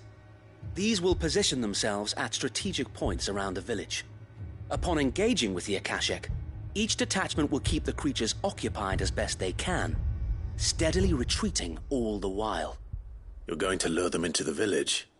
I am. We will have neither the time nor the resources to treat the wounded, so injuries must be avoided at all costs. Instead, we will focus purely on defense at first. By coordinating our withdrawal through the use of messengers drawn from among the bearers, we will aim to have the swarm converge at a point of our choosing. With luck, that point will be the village square, the perfect place for our most able warriors to surround them and fall upon them, and for you and I to finish them off. A sound plan, but one that'll require a leader with a cool head and strong nerves to coordinate the retreat. I'd say you have both in abundance, Sir Wade, but you'll be needed. Please, leave the last of the fighting to me. Ha! And let you have all the glory. Sir Wade! They're here! Then you know what you must do.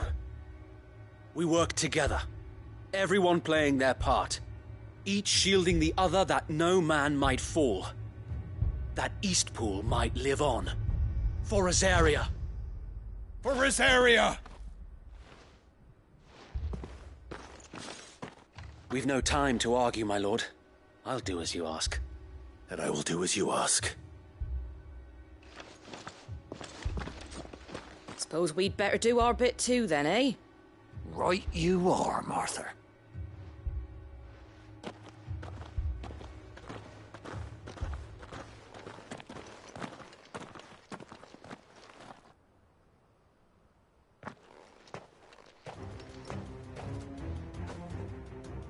The calm before the storm.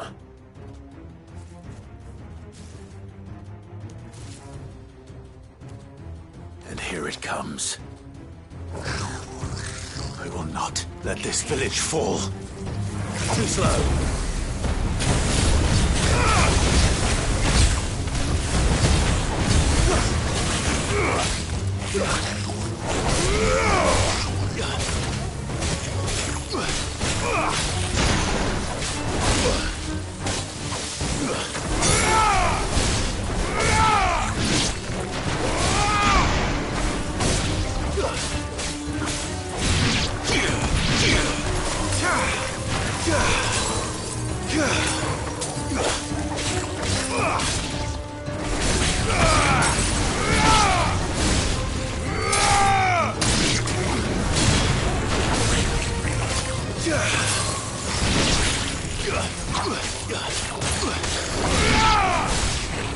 This one.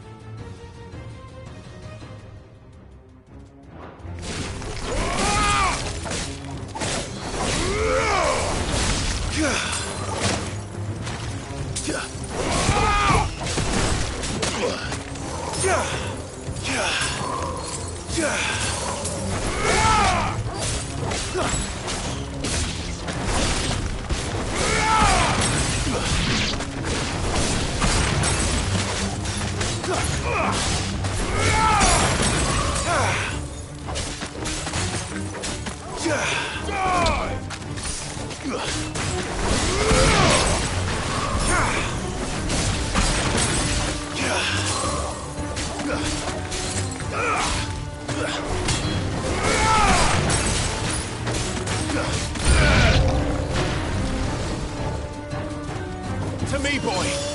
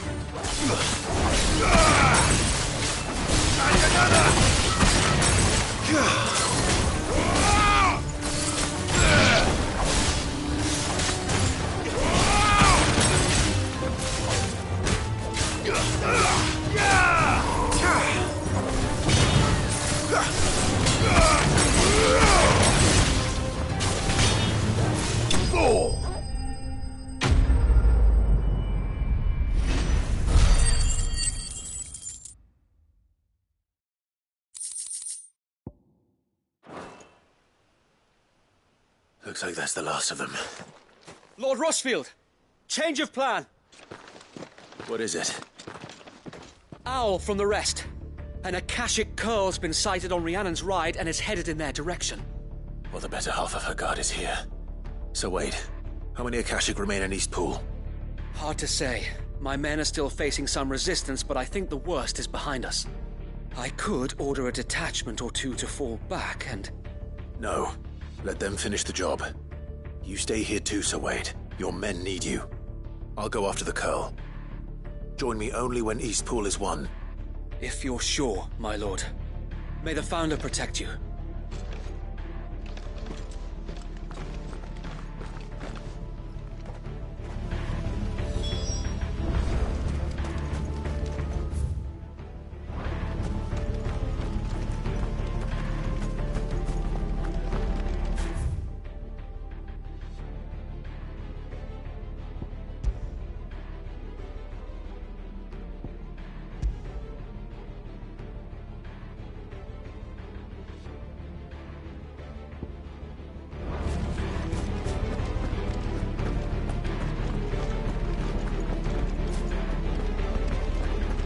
Next one's mine.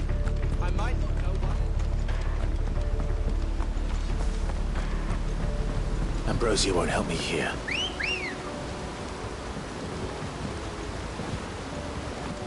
Ready, girl? Run like the wind.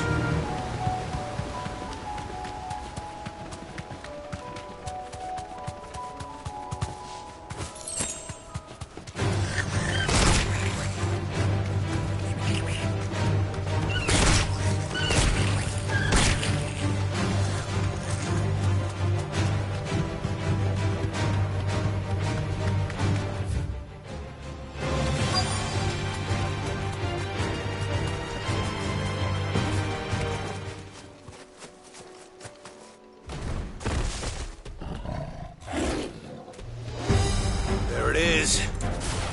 With me, Torgal.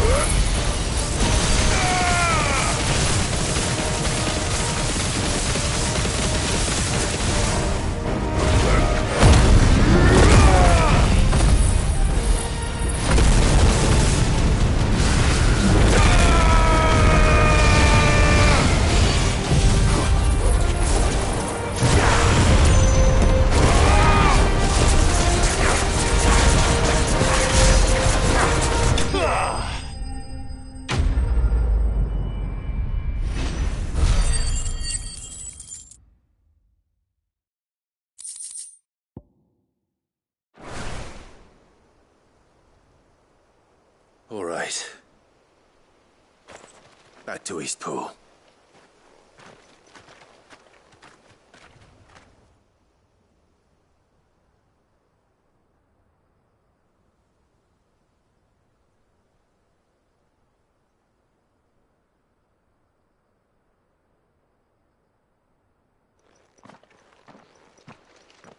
Lord Rossfield, the Curl, is it? It's dead. Thank the Founder for that. And for you, my lord. We were able to eradicate the rest of the Horde. I have guardians posted around the village to keep watch for further attacks, but all seems quiet for now. I hesitate to say it, but I think it might be over. I think it might.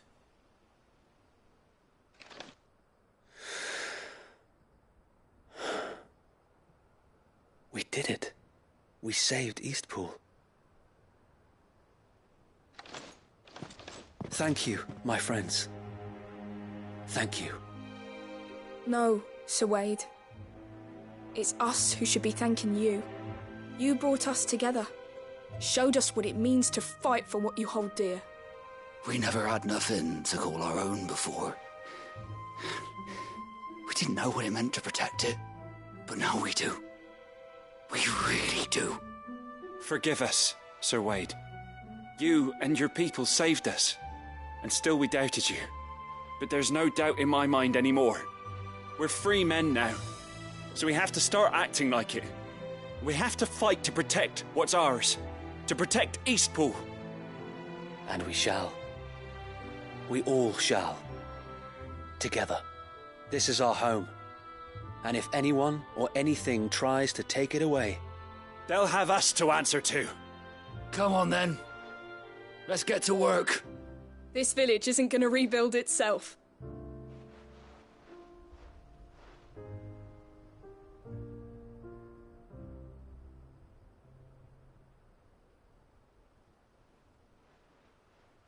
They're not slaves anymore. No. They're Rosarians. Your father took pity on the bearer's plight, and I believe if he were still with us today, this is what he would have wanted. I believe you might be right. I shall remain here, my lord, and do what I can to help rebuild the village. After all, this is my home now too. And I could hardly call myself an East Poolian if I didn't pull my weight. I think you'll find it's East Pudlian, Sir Wade. But you should be proud all the same. I'll have to pull my weight too. Can't have the rest getting outclassed. Speaking of which, I ought to be getting back. Can we continue to count on your support, Martha? Of course, and I'll be counting on yours too. Us Rosarians have got to stick together, haven't we? Indeed we have. And Clive, come by the Golden Stables when you get the chance. I ain't paid you for delivering them seeds yet. All right. I will.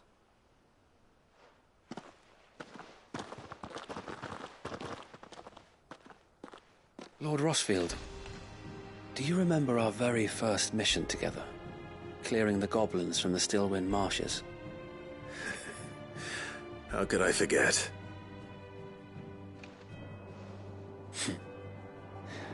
There's one sight that I shall never forget. You, facing off against that giant Morble. Not a trace of fear on your face. Since that day, there have been more than a few times when I felt like giving up. When the odds seemed so stacked in the enemy's favor, I thought I may as well just lay down my sword and surrender. But every time I would think back to the look in your eyes that day and remember what it means to be a shield. Know that whatever trials Eastpool may face, I shall never lose courage. Thanks to you. So Wade, you have always been a true shield. I know that Eastpool, and indeed all of Rosaria, will be safe in your hands. Thank you, my lord. I know the rest of the world will be safe in yours. I'll do my best.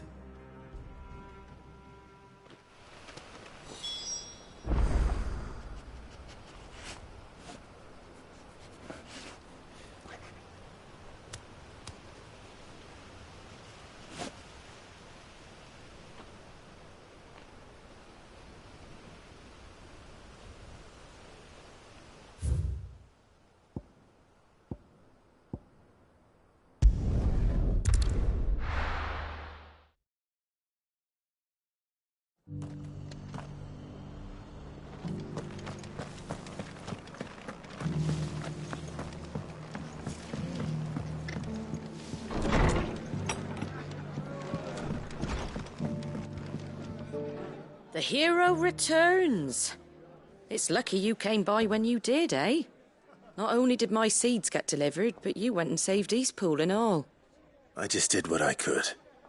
And it's only right that you get rewarded for it. Take it before I change my mind. Thank you, Martha. So, Eastpool's finally back on its feet again. And a home to free bearers. Who'd have thought we'd see the day, eh? Well, it was your idea. I know that, but I never stopped to think what it would mean. Bearers in charge of themselves, thinking for themselves, working for themselves. Like your hideaway, but not even hidden away. Though I suppose the rest ain't much different nowadays. You know, bearers living free like that reminds me of when I first met Sid. Loath as I am to recall that particular day. I take it you didn't always see eye to eye. What happened? Well, if you really want to know, I started doing what I do long before I met Sid. In fact, that's how I met him. Or at least how he came to meet me. He showed up at the stables one day, asking questions about who'd been buying up bearers. Founder knows what he thought I was doing with them. Running a hunt, poking around in their innards. Something awful, anyway. Me, I thought he was a new constable. Thought the game was up. But somehow we both managed to work out what each other was about. And before I knew it, the cheeky arse was rattling on at me about how I was doing it all wrong. After all my hard work. Told me I was giving them relief, but not freedom. That my bearers were still dying as slaves. Got right under my skin, it did. Told him if he didn't like it, he could bugger off and report me to the garrison. And do you know what he did? He smiled. And then he laughed. And then I did the same. We made a pact that day, that whenever one of us was in need, the other would always be there for him. And you were? Well, we both wanted the same thing. To make life better for bearers. Just like your dad. Do you know I was born right around the time Elwyn became Archduke? Growing up, I saw how he tried to change things. He certainly didn't lack for ambition, that one. Indeed.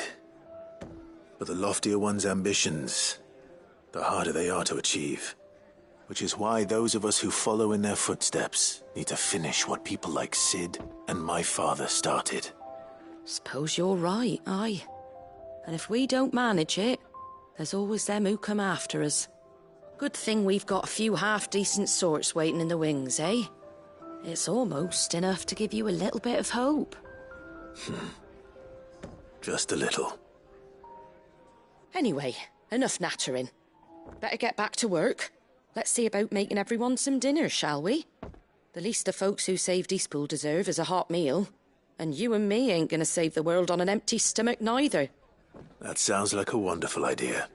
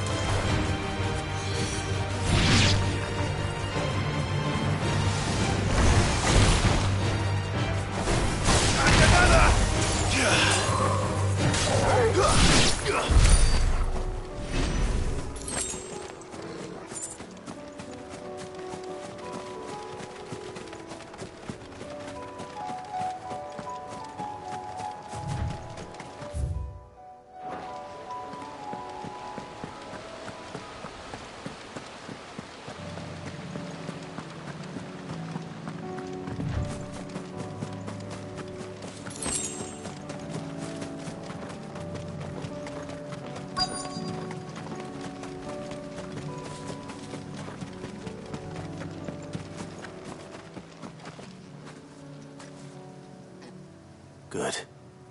They haven't broken camp yet. How did Doris come to know a slaver, I wonder?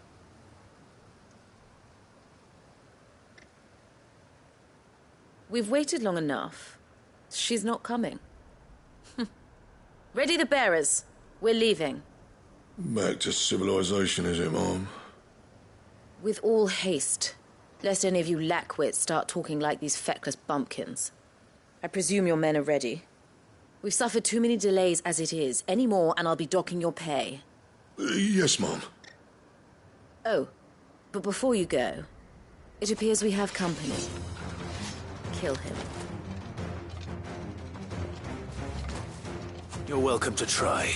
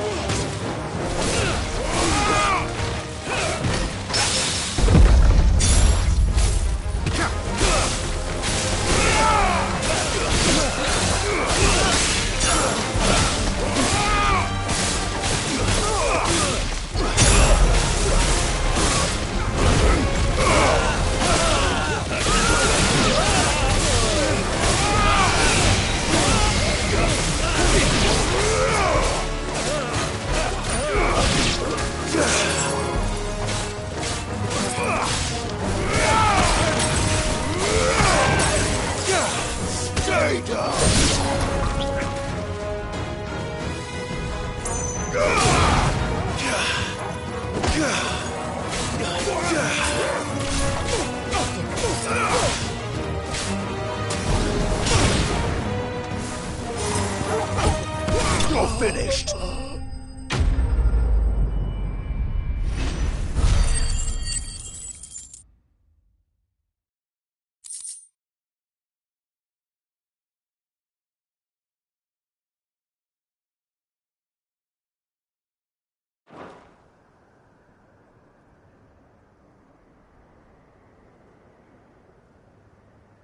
So much for your escort.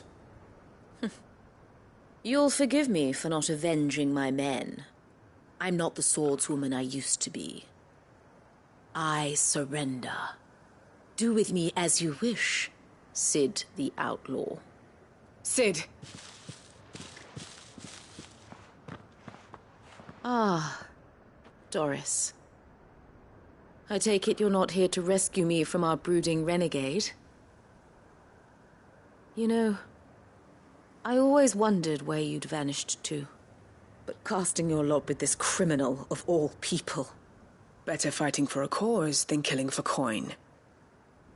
I'm sorry, Sid. I should have told you sooner.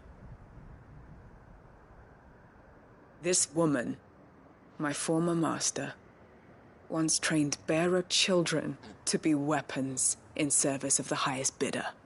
She raised me like a daughter, and I did terrible things to earn her favor. It wasn't all terrible, surely. We had our fun, too.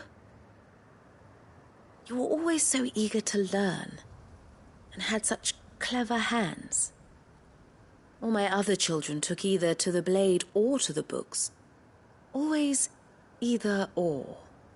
But you proved yourself a master of both. That's why I kept you for my own. How about it, my little dagger? Care to swear that blade to me again? I never swore my blade to you, nor will I ever. I fight for a higher cause, to liberate the bearers of this world. Farewell, Master. Thank you for making me the weapon I am. You always were a righteous child. Perhaps that's the reason I loved you so.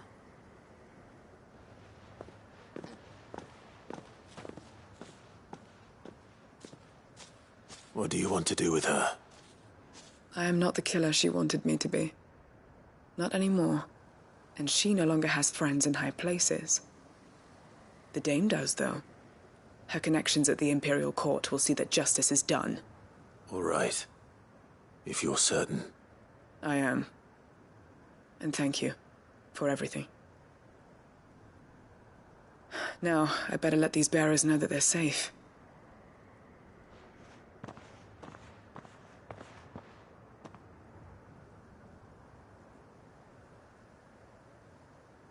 Then I should head back to the hideaway and put Cole's mind at ease.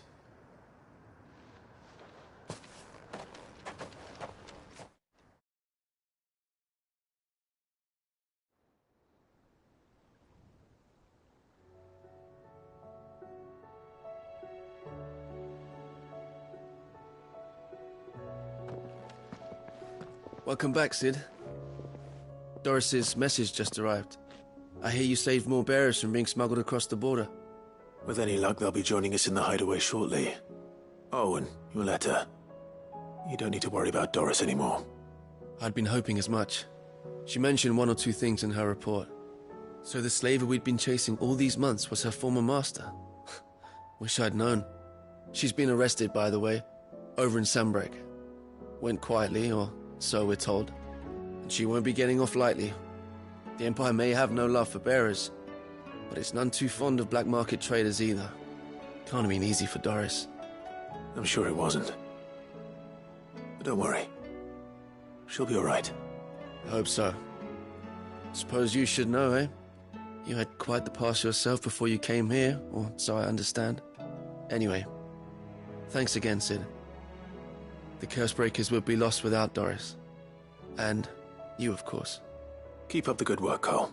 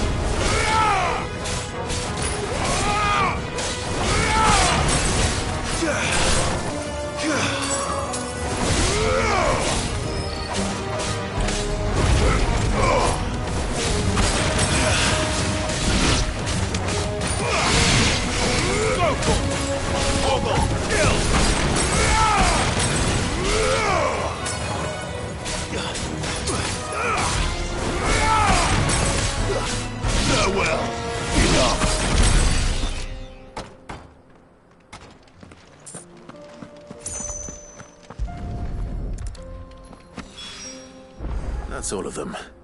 Owen can uncross his toes now.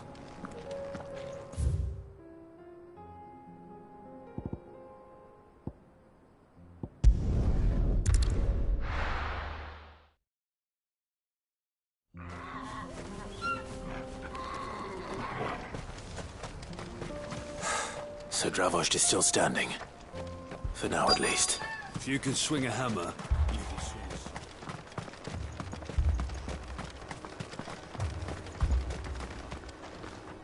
Clive! You're here! And the Akashic? Mostly off to the north still. But I spoke to Doris's scouts and it turns out things are worse than I thought. There's swarms of them out there. Told old Snotty to be ready to seal the north gate. That should buy us some time if we need it. Enough for the villagers to barricade themselves inside their homes at least. Well done. Welcome back, Sid. I'd never have guessed, you know. Not if August hadn't let slip. Who'd have thought that the savior of Dravost would turn out to be the realm's most infamous outlaw? Keen to help us out again? I am. Thought you could sneak off without me, did you? Blackthorn. Oh, what are you doing here? One of the scouts couldn't keep his voice down. Unlike my best mate who didn't think I deserved to know. Zoltan, how long's it been? Long enough for us two to turn into a pair of old codgers, I see. That your idea of an apology? Prick. Don't listen to him. You only did what you thought was best. For the village and that. I did, yeah. But that ain't the whole of it. Vulcan, our master, didn't leave the chiefdom to the two of us. He left it to me. The best blacksmith in Dravost, barring himself, of course. Bloody stupid tradition, in my opinion. If someone's got talent, you should let them practice their craft, not ask them to settle petty feuds and barter for grain. Our master wasted half his life that way. I wasn't about to let that happen to me. So you wasted half of mine instead? You're what Dravost needed. Under me and my precious ideals, this place wouldn't have lasted a year. So I left to devote myself to the work and spare you lot the consequences. I may be a selfish prick, but I only did what I felt I had to. What you had to do was your duty! Even if it meant we all starved? Enough. This is no time for bickering. You can finish beating each other up once Dravost is safe. Fine. I've said my piece anyway. Yeah. So have I. Sorry, Clive. I shouldn't have stuck my nose in. I'm short enough on time as it is. Still, give us a mo, would you? I need to get my head straight before any of them Akashic try to bite it off.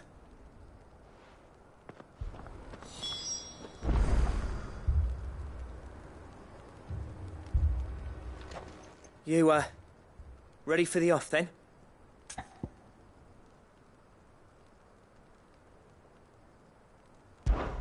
We can't afford to waste any more time. Right you are. Might be worth having one last word with the scouts, though. Don't want any nasty surprises, do we? Oh, and Blackthorn, you and Zoltan might be better off staying inside the... Akashic on the move. How close are they? Within sight of the walls. And there are more coming up from the mines. What was I saying about nasty surprises? They'll wash right over us if we stay out in the open. We're pulling back behind the gates. Good idea. Get yourselves inside, but keep your weapons handy. Understood.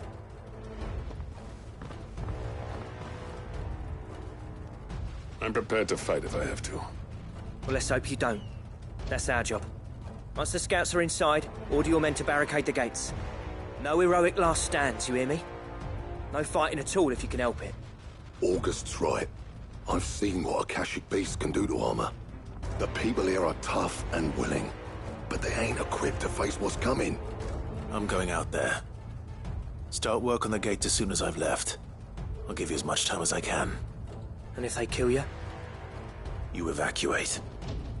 But it won't come to that. I promise. You'd better be right. Take good care of Dravost till I get back. Leave it to me. And give those things what for, yeah?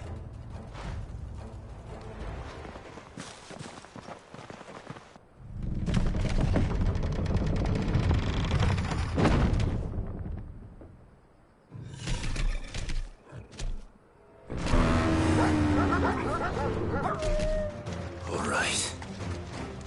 Which one of you's first?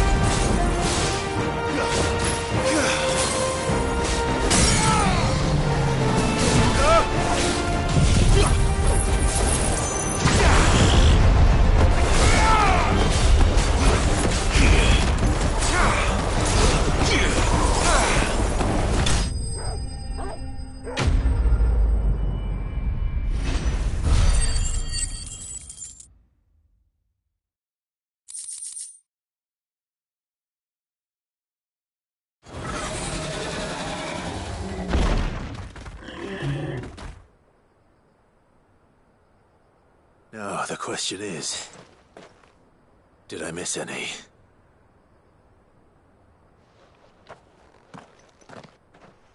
Man alive! You're still in one piece! I slew as many as I could. As many as I could, he says. The old bleeding lot, more like it. Well, almost. Only almost. Yeah, one or two did try to sneak over the wall. But we got the bastards, don't you worry. Good. Though you do know, more will come in time. In time, yeah. But we can think about them later. Let's get you back inside.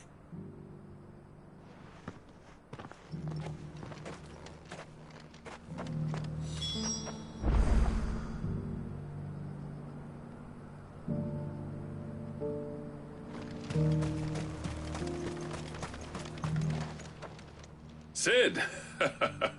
You're even more fearsome than your reputation. Enough to give those Akashic monsters nightmares. I almost felt sorry for the wretched things. But mostly, I felt grateful. Dravoged won't forget what you did today. I'm afraid I've only delayed the inevitable.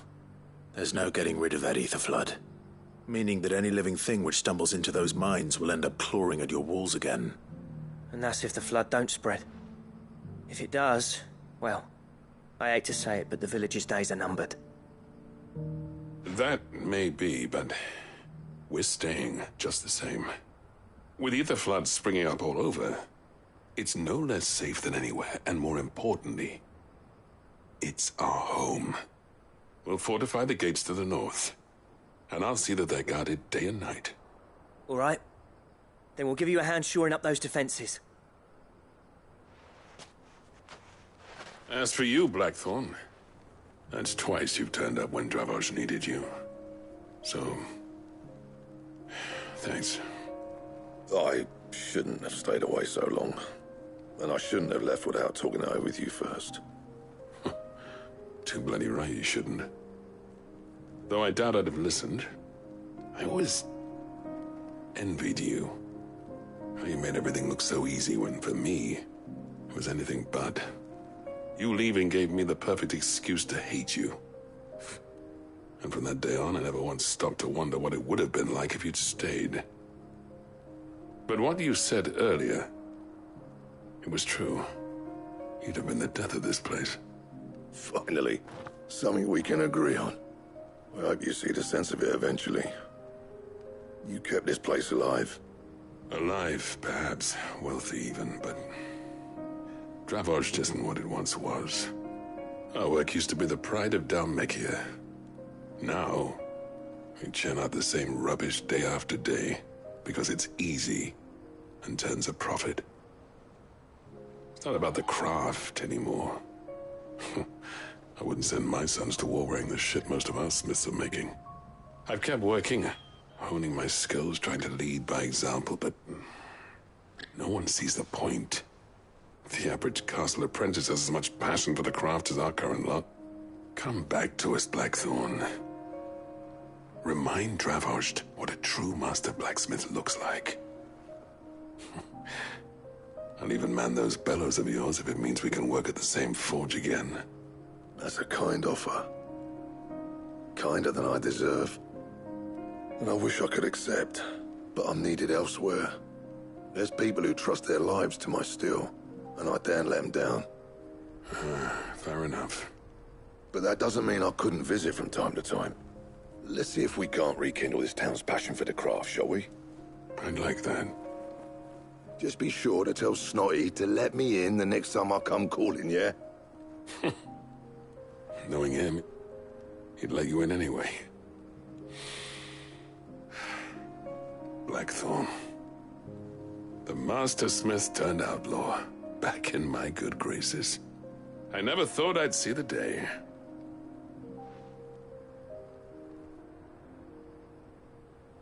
I'd say that went pretty well, wouldn't you? Even better than I'd hoped.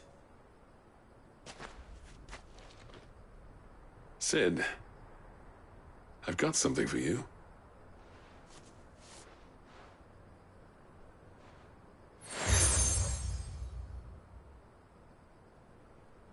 And this is? A token of our lasting gratitude. But I'm of a mind to make you a far grander gift. Designs for a certain sword have been passed down from chief to chief for generations. Now hold on, Zoltan. There's a reason no one's made that blade in centuries. There's not been a craftsman equal to the task. I'll admit your cinders make impressive steel, and I've learned to own an edge Odin will be proud of. But the engravings on that thing are enough to make a jeweler cry. And they're not just for show, either. Have you forgotten what brought you back to Dravojd in the first place? A certain ring? I knew I'd never surpass you with the hammer and tongs. So I turned my hand to a different kind of metalwork. Between the two of us, I'd say we're the equal of any master craftsman ever to have graced a forge.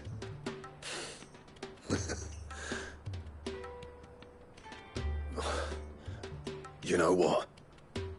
I think you might be right. Clive, you wouldn't mind if Zoltan came back to the hideaway, would you? He's more than welcome. As long as he can keep our secret. Right. Zoltan, get your tools. We've got a legend to forge.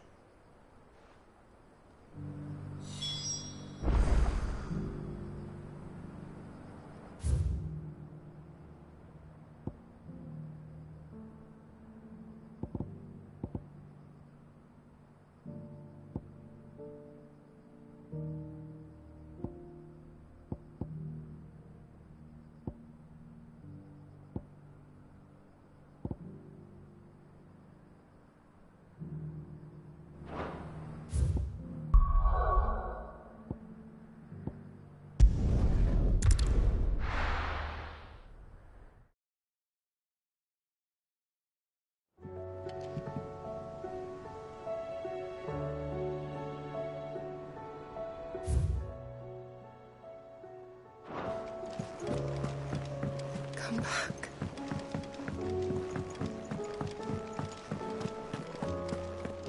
Oh, don't tell me we've run out of papio nuts and all. Ah, the man himself. We were just about to make a start on that sword I promised you. It's funny, but none of this would have been possible without your help. You remember Camille? We'll be using his leather work for the grip. The steel, meanwhile, will be tempered in a fire, burning the cinders you charmed out of old Zoltan here. And that whetstone from the Outer Isles? That'll be what gives the blade its edge. And the final flourish will be my talented colleagues' engraving. A team effort led by the greatest blacksmith alive. Now, save that talk till the thing's finished, yeah? Right. I'm ready if you are. To the bellows it is, then.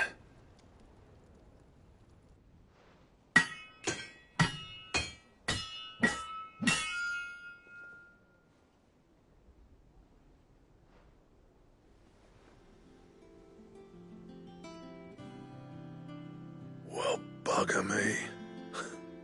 We actually did it.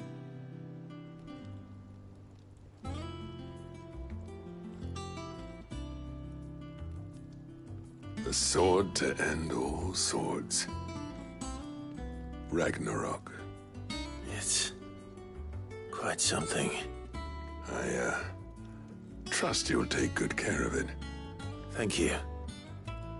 Both of you.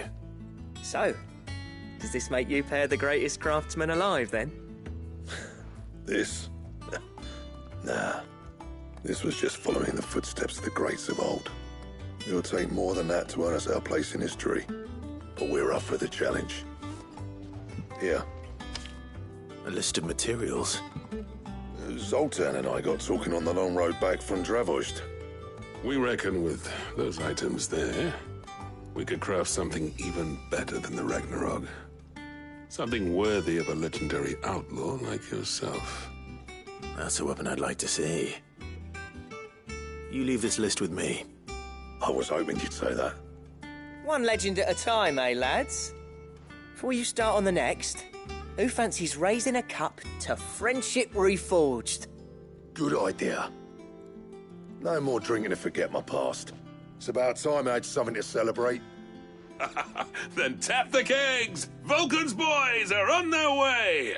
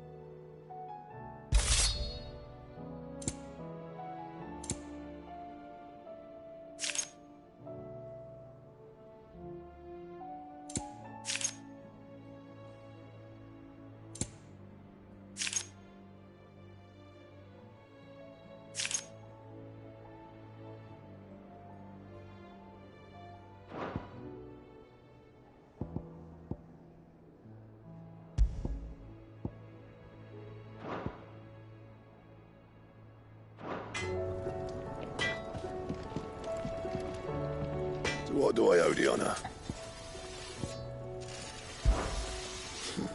I never thought me and Zoltan would ever speak again, let alone work together. And if it hadn't been for you, we wouldn't. You've been a good friend to me, Clive. The best.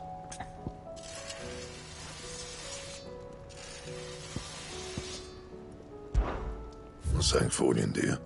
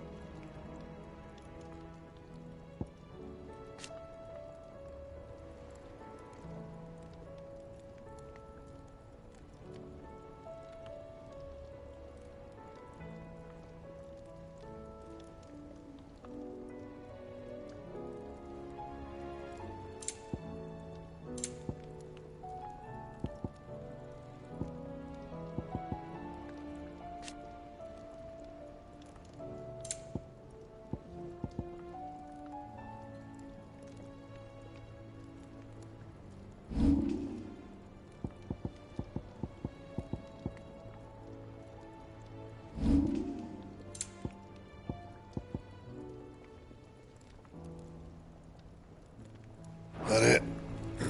Fine.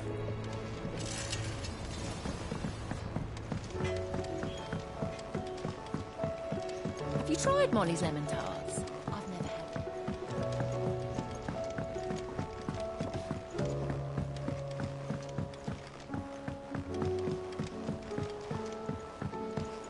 Canva lost?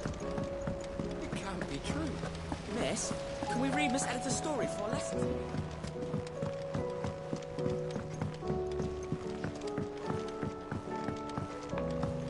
With Canva in the hands of Akashic. Ah, Sid. Wasn't expecting you back so soon. So, is it good news or bad?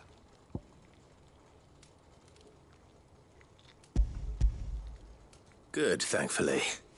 Here. Ah, that's brilliant! Thanks a blimmin' million! I'll fit 'em to the smelter right away!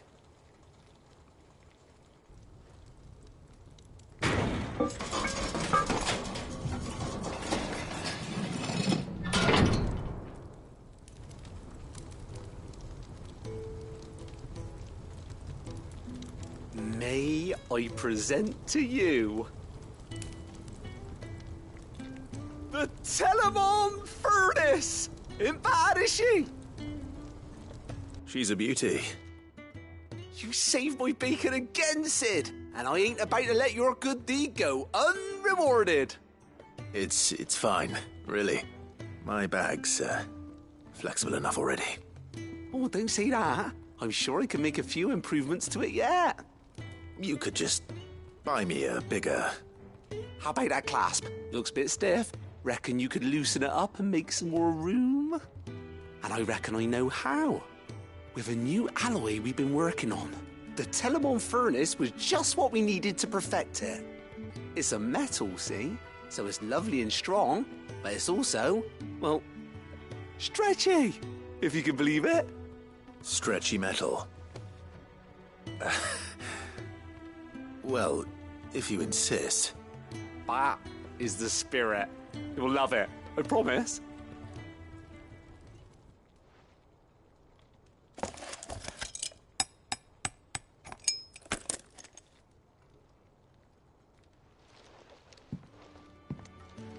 So, what do you reckon?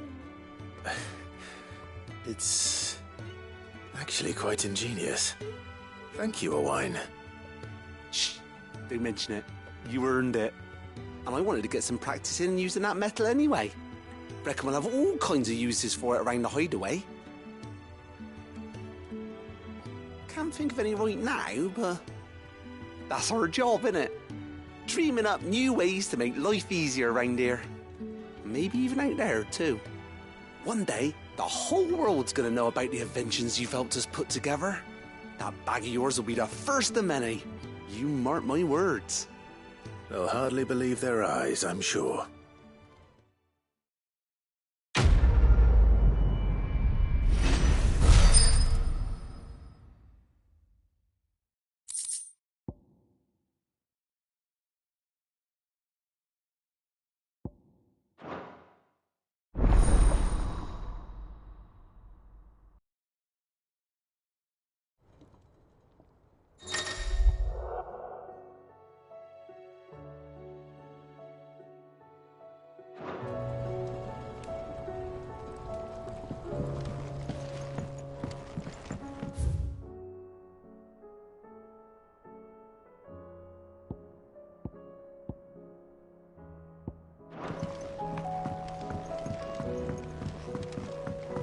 So, she don't... Miss, can we read Miss Editor's story for a lesson? Canva lost.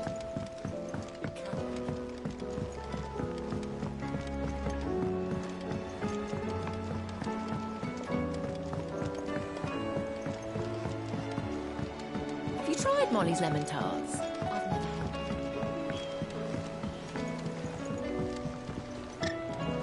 Oh, what is it? There's no one like our Nan.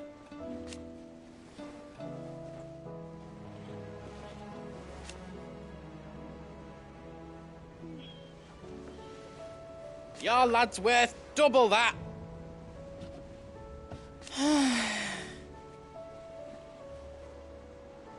And I've never looked back.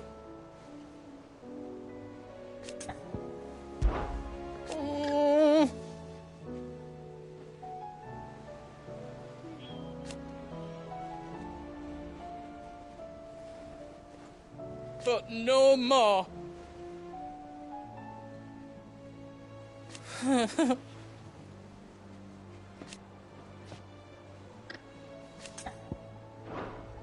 You take care now.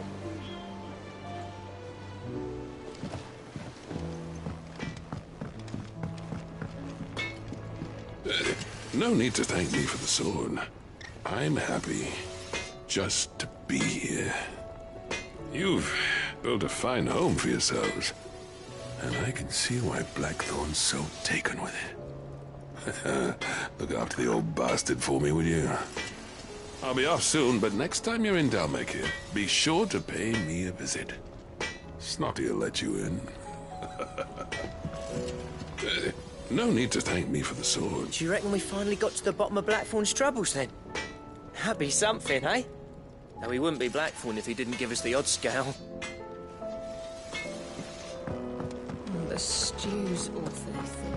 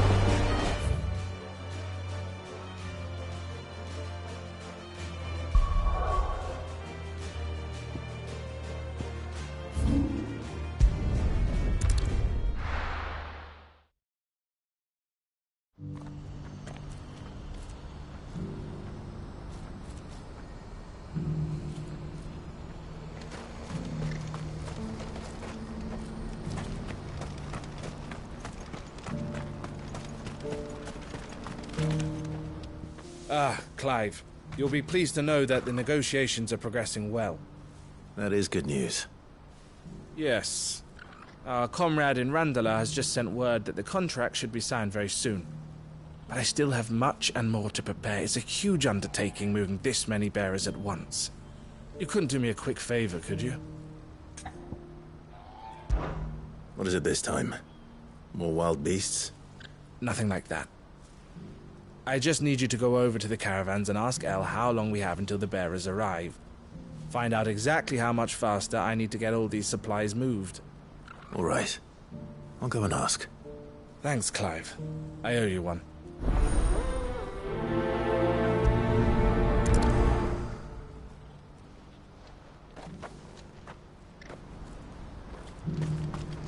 What's happened?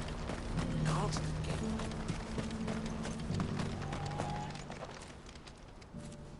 Don't blame yourself, El. This is their fault, not yours. I know, but... No buts about it, all right?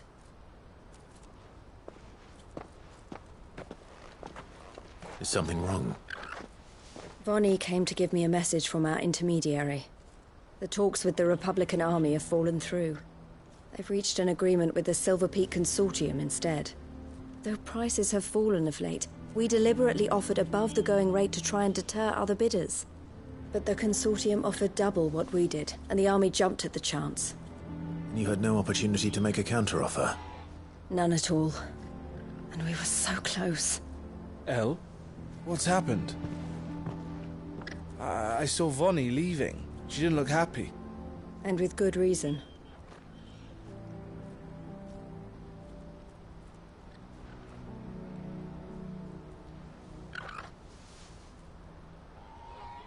But I thought we were the only ones the Fist were speaking to about the bearers. How did the Consortium even find out about this? It's not so surprising. They have ears all over the Republic. This isn't over. The Consortium will have to sell these bearers eventually, and at the price they paid, buyers will be few and far between. I'm going to Randalar myself. Alone? You sure that's wise? Are you offering to be my bodyguard? How kind. Meet me at the checkpoint near the capital gates. I'll send an owl ahead and request a meeting. You go to Cashlock, Theo, and get everything ready. We've waited far too long as it is. Even if I fail to free these bearers, there will be others. Someone needs to prepare the place and keep any prowling beasts at bay. Oh, and that's me, is it?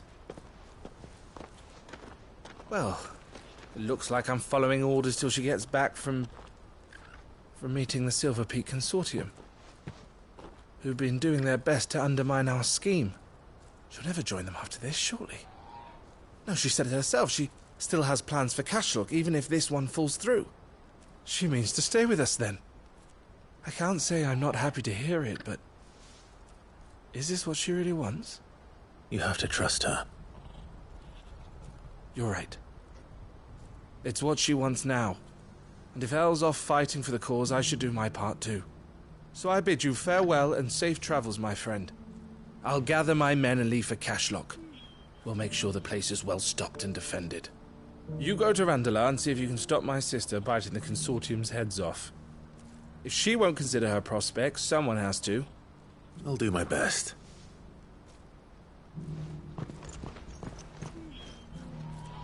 All right. To Randalar, then. And better not keep Eloise waiting.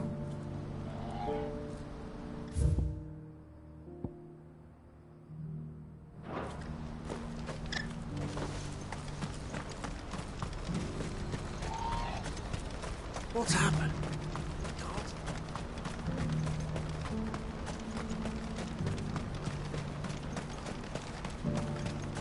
What I wouldn't give for a hot meal. Looks like this is the end of the road for us. When are they gonna let us through?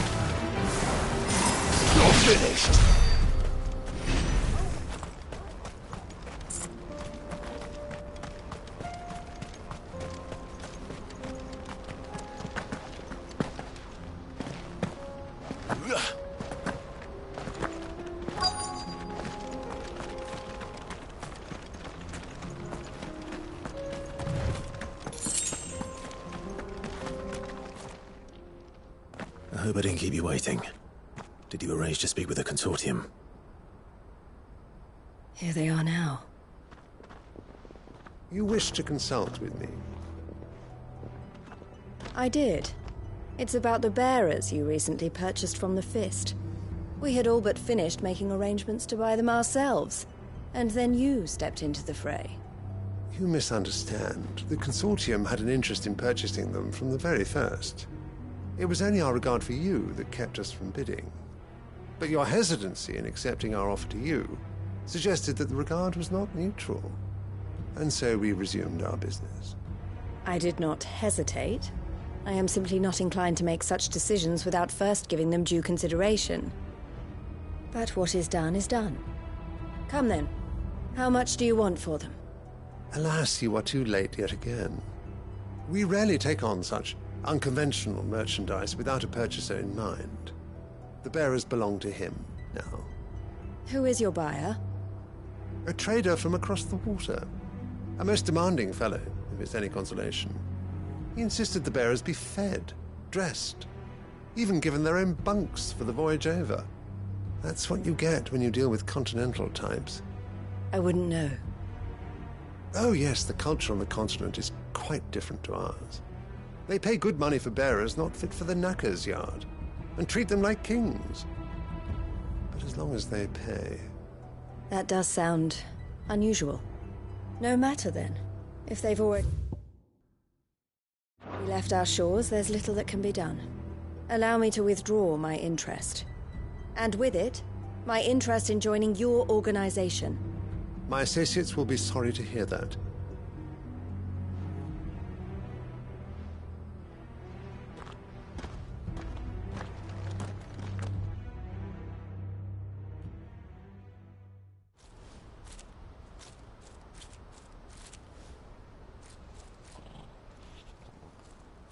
I'm sorry you weren't able to save them.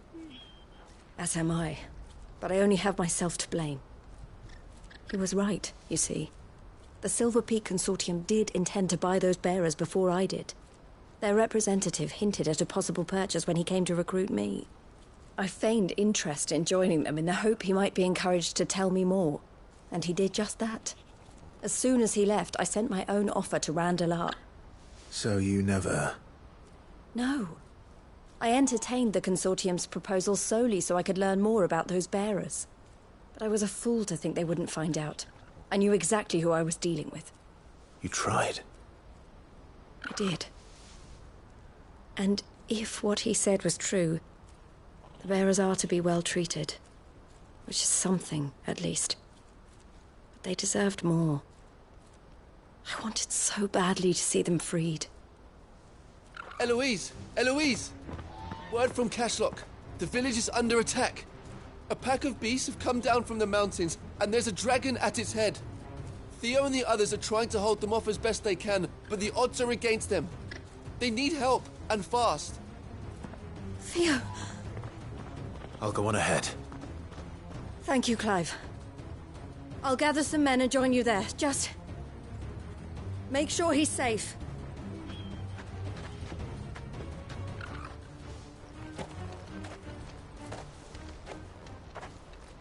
Hold on, Theo. I'm coming.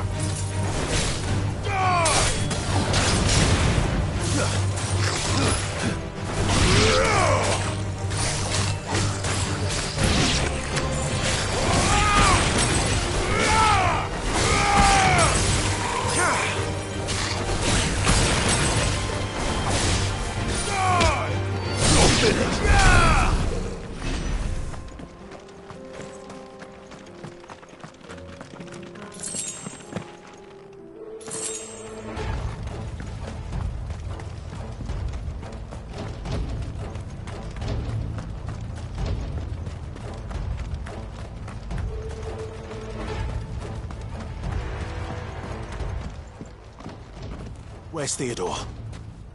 Upriver! He led the dragon that way to keep it from the village, but the whole area's flooded with ether.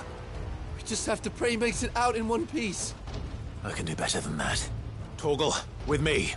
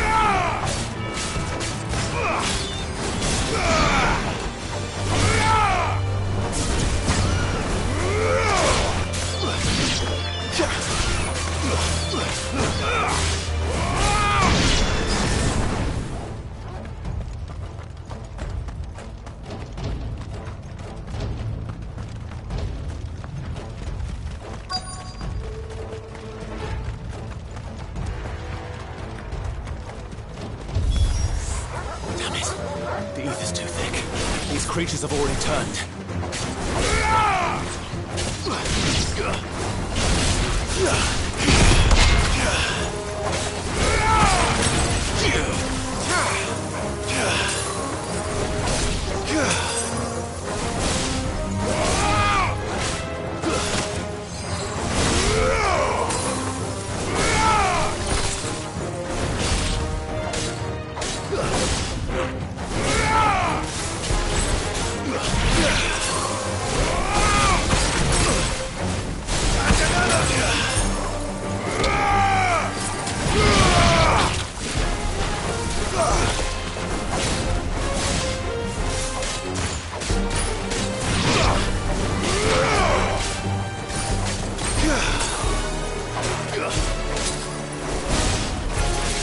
It's over.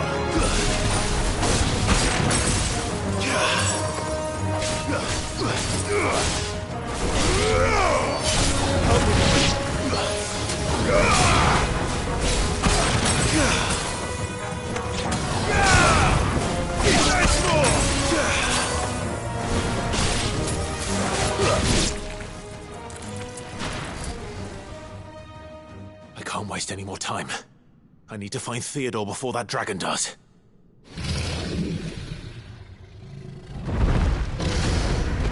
Looks like it's found me. This thing's turned as well. This isn't going to be easy. Too slow.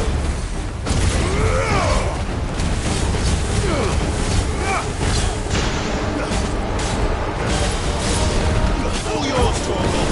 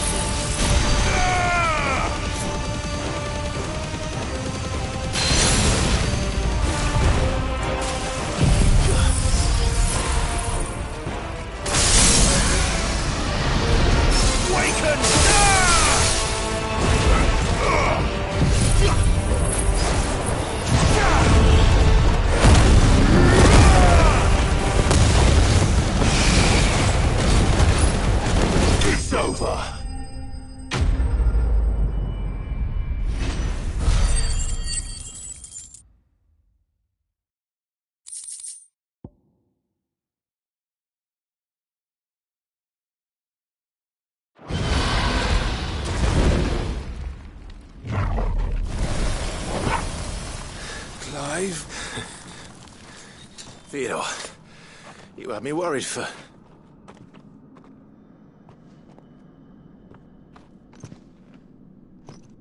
We have to get you out of here.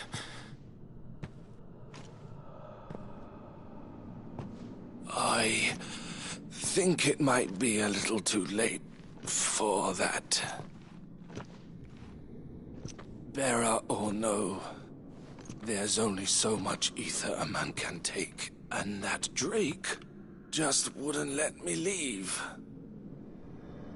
You have my thanks, Sid, for finishing what I could not. For keeping Elle's dream. Theodore!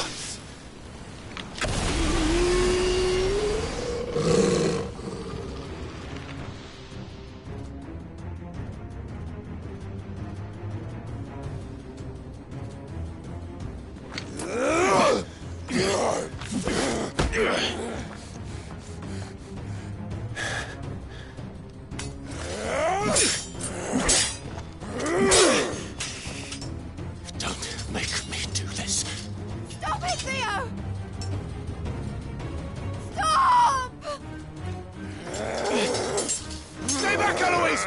He's turned. And so will you!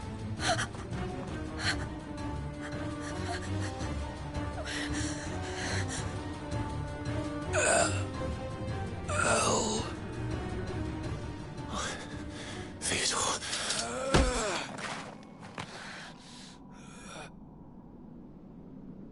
Take care of my sister. Theodore, wait. Goodbye, Elle.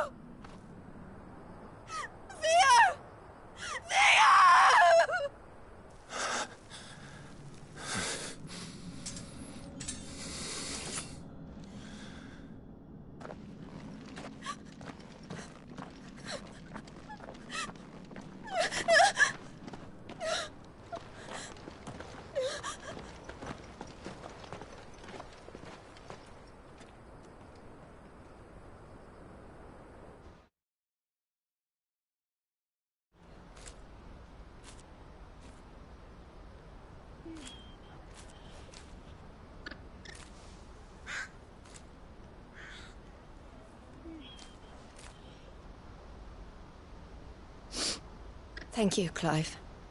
I think I'll be all right now. That was true bravery he showed. Leading the dragon away from the village like that. His first instinct was always to protect people. To put others' well-being before his own. And now he's gone. Because I sent him to that place, against his will. It wasn't against his will. He was ready to do whatever it took to show you he could stand on his own. So that you would finally be free to live your own life. To live my own life.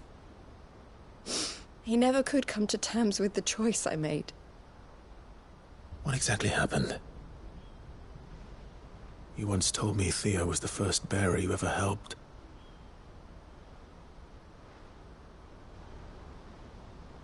We grew up in Canva. We were born to one of the great trading houses. And I was chosen to inherit the family business. I had my father's head for figures, you see. Theo did not. While I studied the art of commerce, he played at soldiers instead. A late bloomer. In more ways than one. For unlike most bearers, it wasn't until his 15th summer that his powers awakened. My parents tried to drive him out of the house and into the care of the constables. But before they could, I took him into mine. Theo told me something else. He clearly admired your devotion to the cause of freeing others like him from slavery. But he said you deserved a better life than this. He wanted to free you from what he called your bonds, just as you freed him from his. I would be lying if I said I had not wondered from time to time how much easier my life might have been if I had allowed Theo to be taken and devoted myself to the family business instead.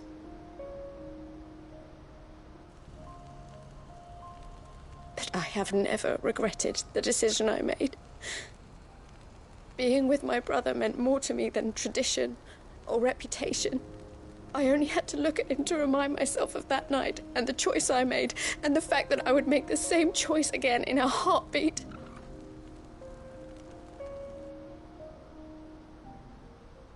He was never a burden.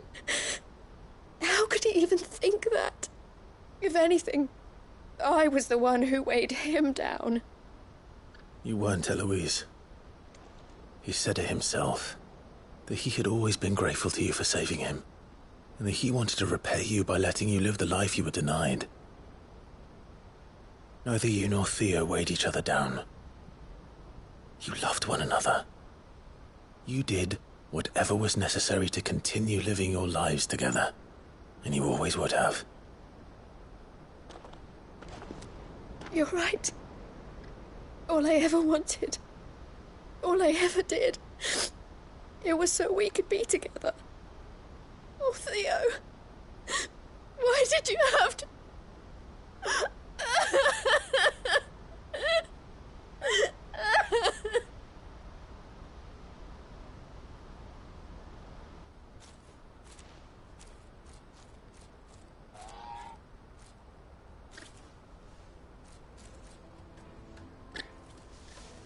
I know Theo wanted me to move on, but I'm staying here at the Crimson Caravans to continue our work. We can make a difference here. We can help people, save them. I need nothing more from life than that. So I'll carry on doing what we do, ensuring that goods, people, bearers get where they need to be, bringing smiles to people's faces just like we always have, and to Theo's. Wherever he is.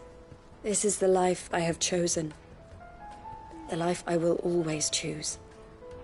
I've made a choice of my own, to continue helping you however I can, whenever you need it. Thank you, Clive. Let's go on together then. For Theodore.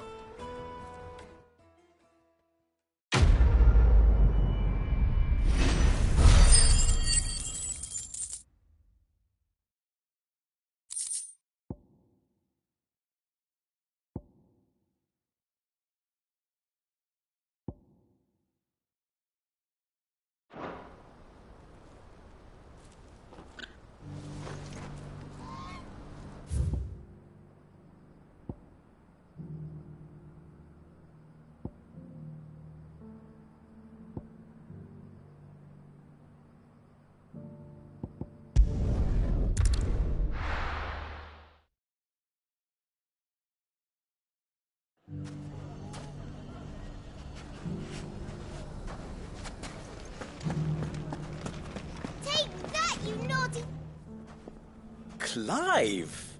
To what do I owe the pleasure? I just wanted to see how the town's been faring since you brought everyone together. Since we brought everyone together, all is absolutely wonderful. Conrad and Natalie's hands remain safely away from each other's throats and firmly at the helm. Our stores are full, and the bandits still too disorganized to raid them. Just as the good Lady Jane and Lord Underhill intended. Are you a lord? Lubor's going to be one too. They're going to make him the Lord of Dalimil, because of how he stopped all the grown-ups from fighting. It's the mayor of Dalimil, dear child, and the vote hasn't taken place just yet. But if the people wish me to lead them, I shall. And my first act will be to build a school so that menaces like you two learn not to interrupt your elders. Speaking of menaces, there may be a rather worrying one just over the horizon. May there indeed. I'm afraid the example Conrad and Natalie set in putting aside their differences and presenting a united front might have caught the bandits' attention. And they might have elected to take a similar approach. They have formed what one could call a League of Outlaws, and they grow more organized by the day. But we'll fight them all off just like last time, no matter how many of them there are. Won't we, Lubor? Of course we will. If we continue to work together, we can overcome any challenge we choose to face. The longer we avoid facing this one, the more difficult it will be, until the only way to overcome it might be to run for the hills. Our best hope is to nip these efforts at organization in the bud, by finding those ne'er-do-wells who have yet to join the cause, and ensuring that they never do. Perhaps a certain Lord Underhill might be willing to lend us his aid once more? How could I refuse? Thank you, my lord. Victor will fill you in on the particulars. I have him stationed by the desert gate, receiving and collating reports from my scouts. Such an amenable soul. He reminds me of you. I'll go and speak with him.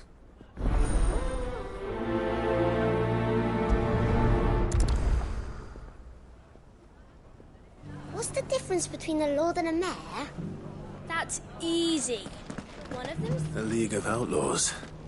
Sounds like we have some competition.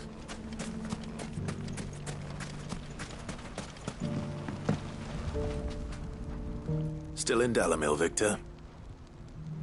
Ah, Sid. I thought you'd have returned to Cosnis by now. I did. Then I came back. I've developed something of a fondness for the place.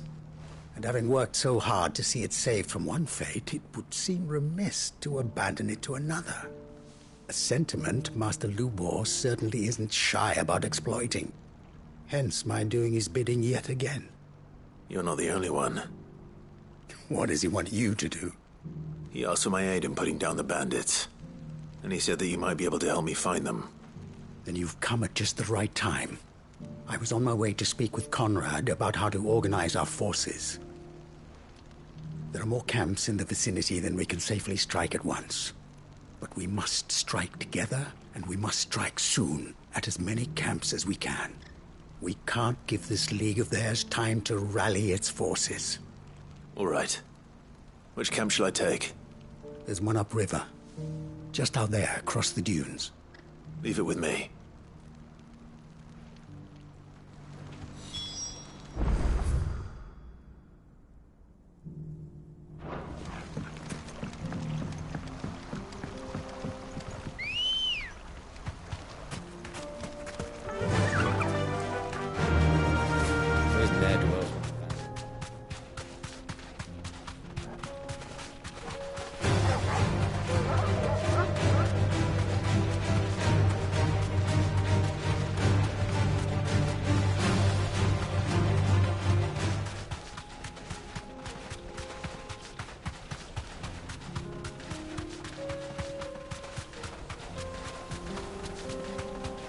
That must be the camp Victor mentioned. Come on then, Toggle. Be safe. That's him! The one who killed Locke and Fingers! Take his head off!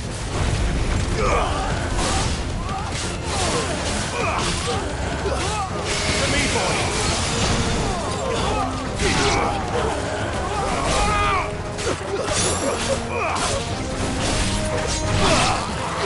That's another!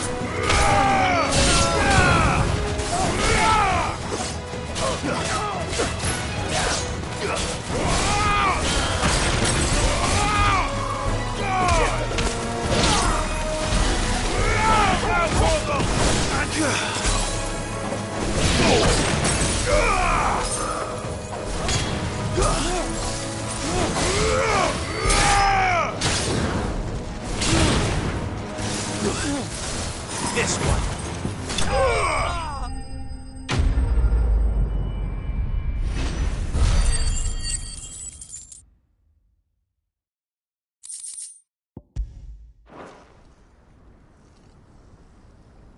I'd better let Victor know. Sid, where are you?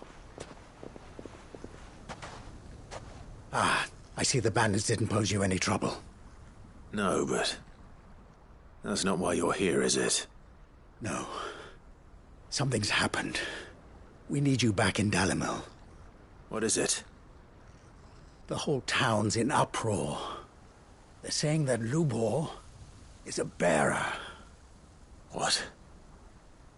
Seems that one of our parties wasn't as thorough as they should have been. They let one of the bandits escape, and his escape route took him right through Dalimil. Some of the children spotted him, and he was about to silence them. And when Lubor felled him with a bolt of magic, and without a crystal. But that's not possible. It is, if he's a bearer and has been hiding it all these years, which is what people are saying. If he has, well, I wouldn't blame him. No man is branded by choice. Still, all those people see is a man who's lied to them all his life. One who has made a leader of himself when the world believed he should have been a slave. Fuck. I don't know where we go from here, but I know one thing. Lubor needs all the friends he can get right now. You're right.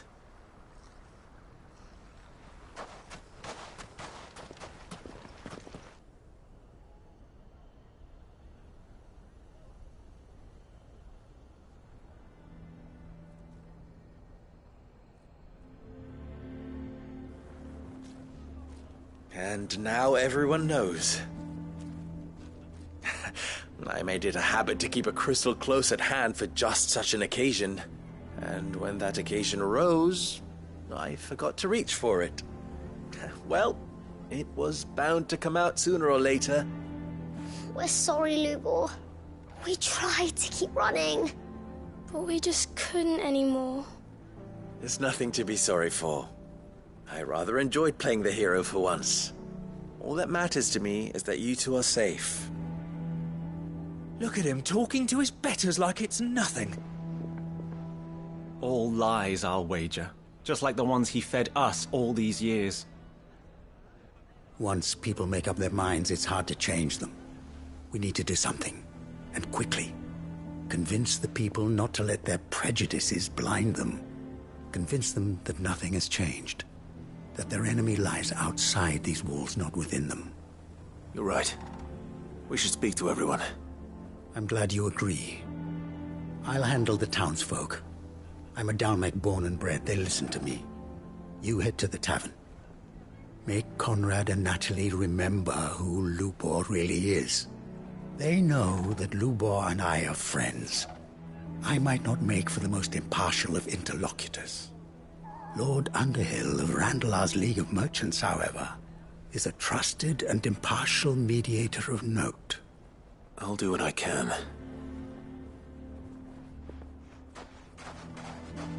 Lubor, stay here with the children. I can't promise anything, but we'll try. And that is all I can ask of you.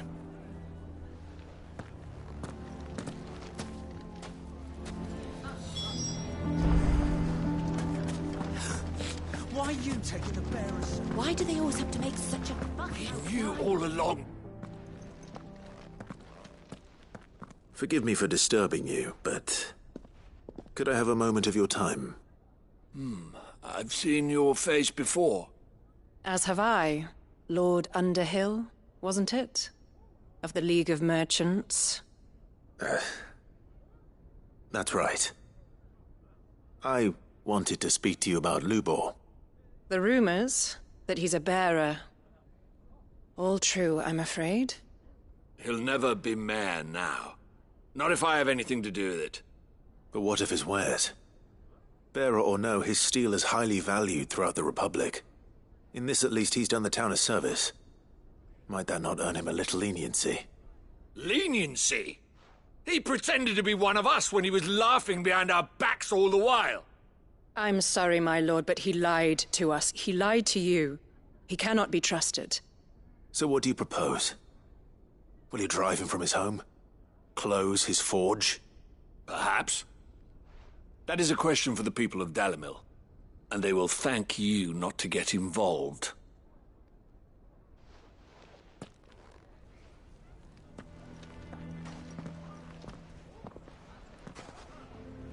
The townsfolk have made their minds up. There was nothing I could do. Nor I. Conrad and Natalie refused to consider anything but their own wounded pride. You never know. Once their anger is cooled, they might see things differently. For now, we should report back to Lubor. All right.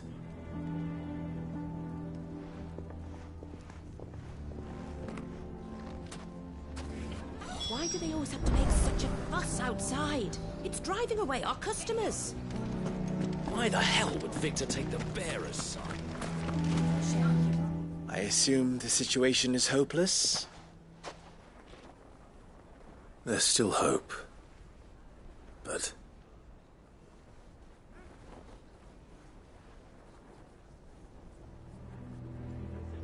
But perhaps not in this lifetime, I think it's fair to say. You mustn't think like that, Lubor. Give them time. They'll come around. We'll talk some sense into them in the end, you'll see. No, you won't. And your efforts would be better spent elsewhere. But Lubor... Rosina would often tell me that steel does not lie, that a blade is a reflection of the smith who forged it. To yourself be true, that was her point. Rather an ironic one when you consider that her life was taken with a blade of her own making. But I do not doubt that she was always true to herself and what she believed in, right to the end. And so must I be. I must do what I know to be right, no matter what others might think of me. And now, I know what that is. I must embrace my new role of villain so that the people of Dalimil have something to unite against. For only united can they hope to stand against the threat that awaits them. I'll need to make a suitably dramatic exit, of course. Don't go, Lubor. You're the only one who was ever kind to us. We'll be all alone. Again. Trust me, little ones. It is for the best that I go. Not only for the town, but for you, too. How could it possibly be for the best? These children need you. The least you can do is give the townspeople a chance to change their minds. They would not take it, Victor. It's over. Over, you say? And so just like that, you're going to throw this town and these children to the wolves? I thought you were better than this. But it seems you had me fooled as well. Victor. Forget it. Do what you will. You sure you're making the right choice, Lubor? Of those available to me, I believe it's the best one. Yes. Ah, but where are my manners? Here. Your reward for clearing out that bandit camp. Right then. I have packing to do. If there's anything I can do. Anything. I'll bear it in mind. Thank you.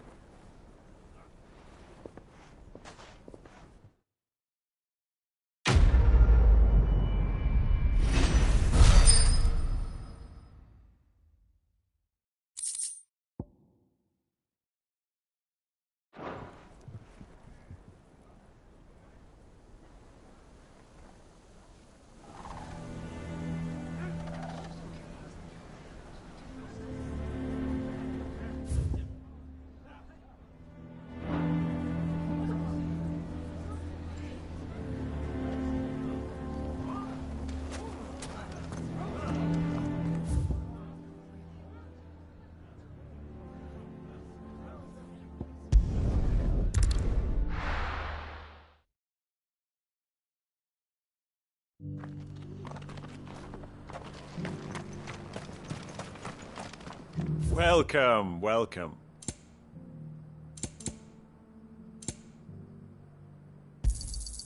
Of course. Come again.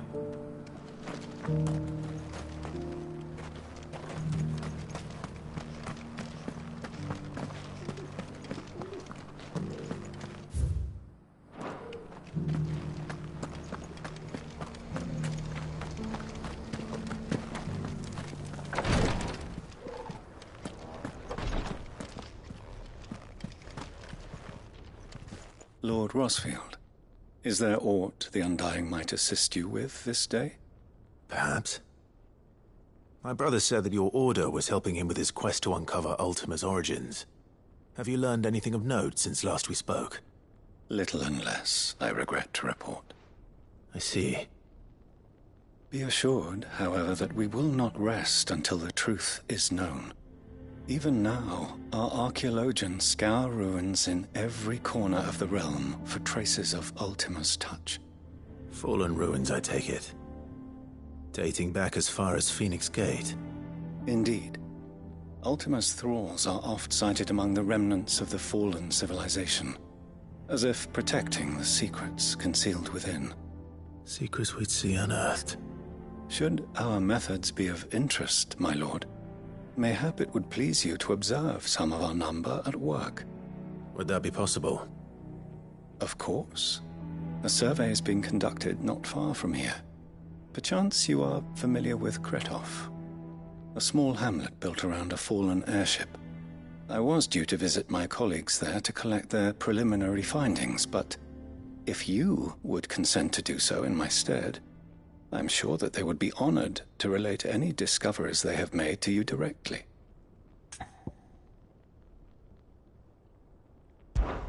All right. I'll go and meet with them. They will be most gratified, I am sure. Might I suggest you take the road through Titan's Wake? It will lead you straight to the village after but a short walk. Thank you. I will. I wish you a safe journey, my lord. May the Firebird's flames burn ever in your heart.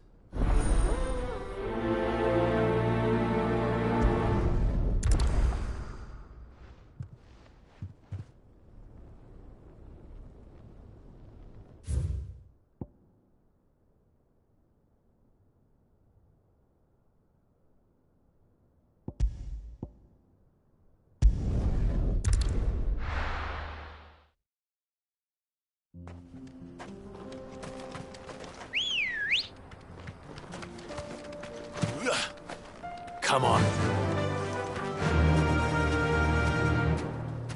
Yeah!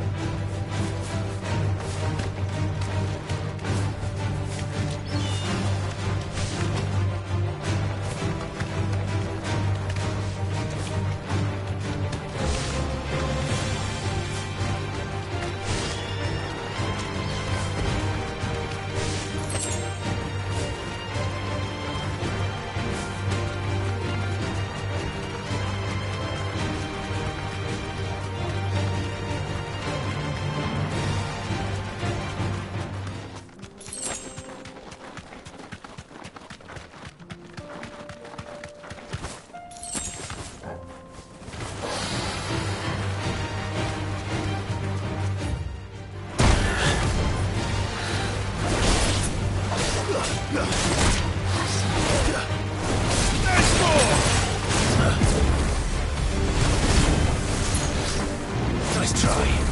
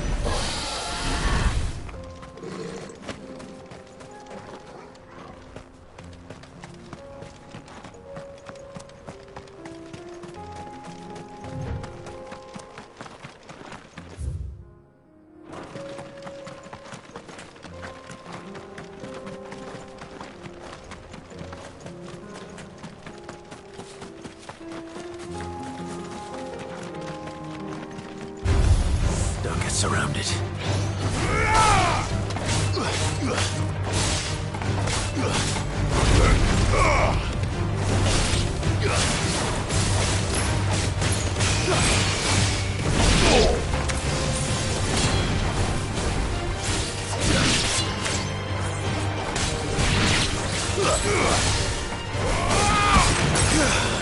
Stay down.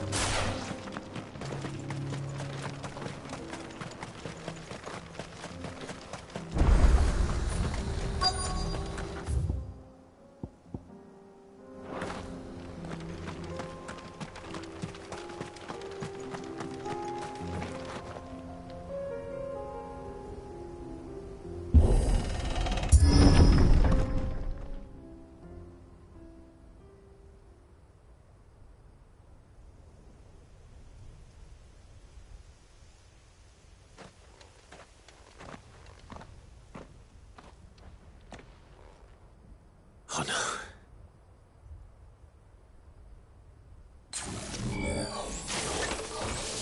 You'll pay for this.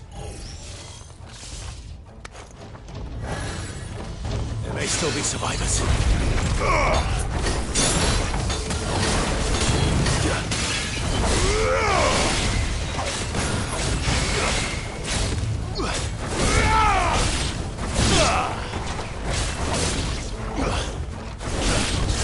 Too slow. Nice try.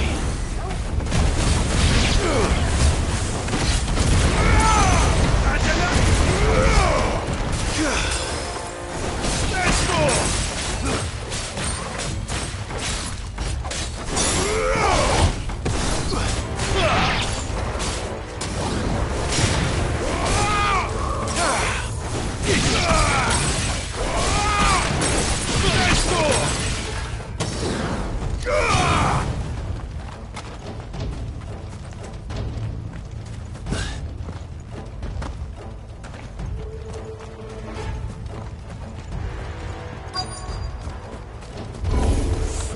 Whatever that thing is, I'd say it's their leader. Too slow.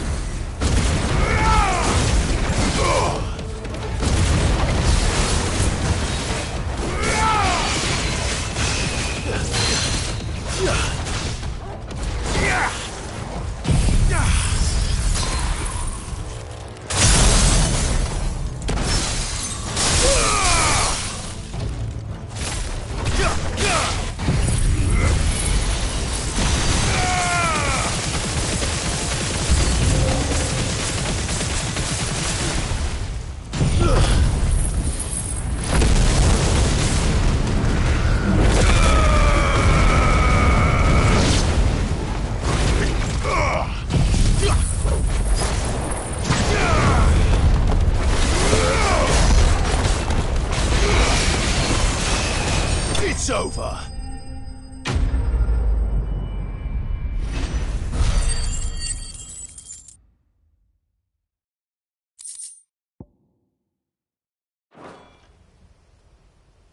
Should have stayed in the past.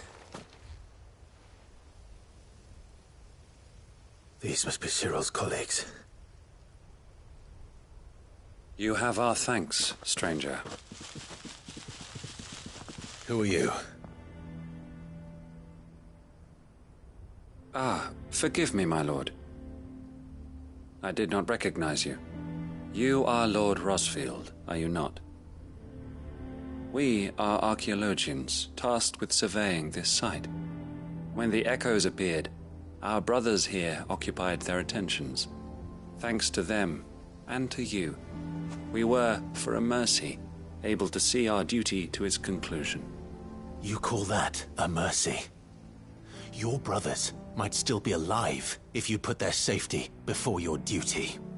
Surely this survey wasn't worth dying for. We are charged with uncovering Ultima's origins. A duty of the highest import, as I'm sure you will agree. And you think your dead brothers would agree with you too? I know they would. They gave their lives for the cause, an honor to which all Undying aspire. Now, to what do we owe the honor of your presence, Lord Marquis?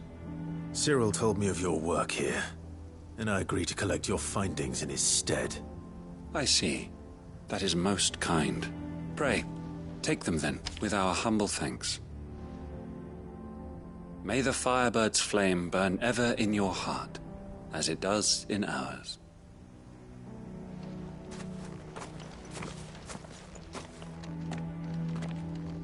It's one thing to lay down your life for another, but for a survey... I suppose I'd better get this back to Cyril.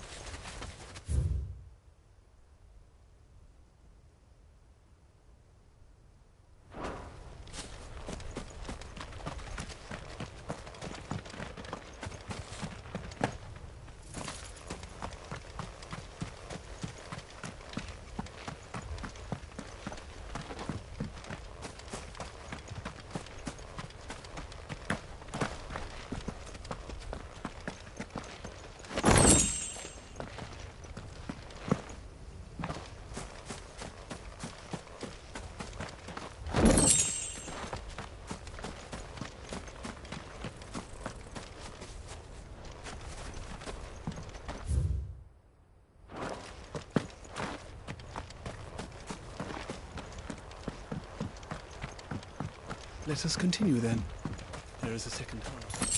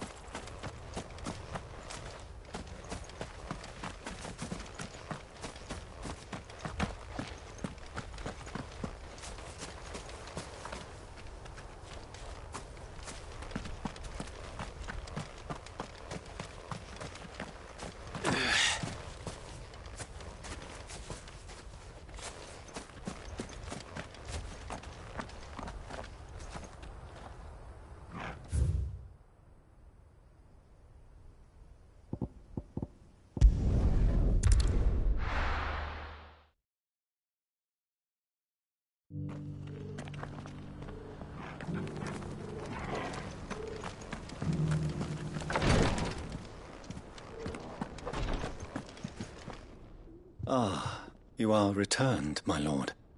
I collected your colleagues' preliminary findings. Here, take them.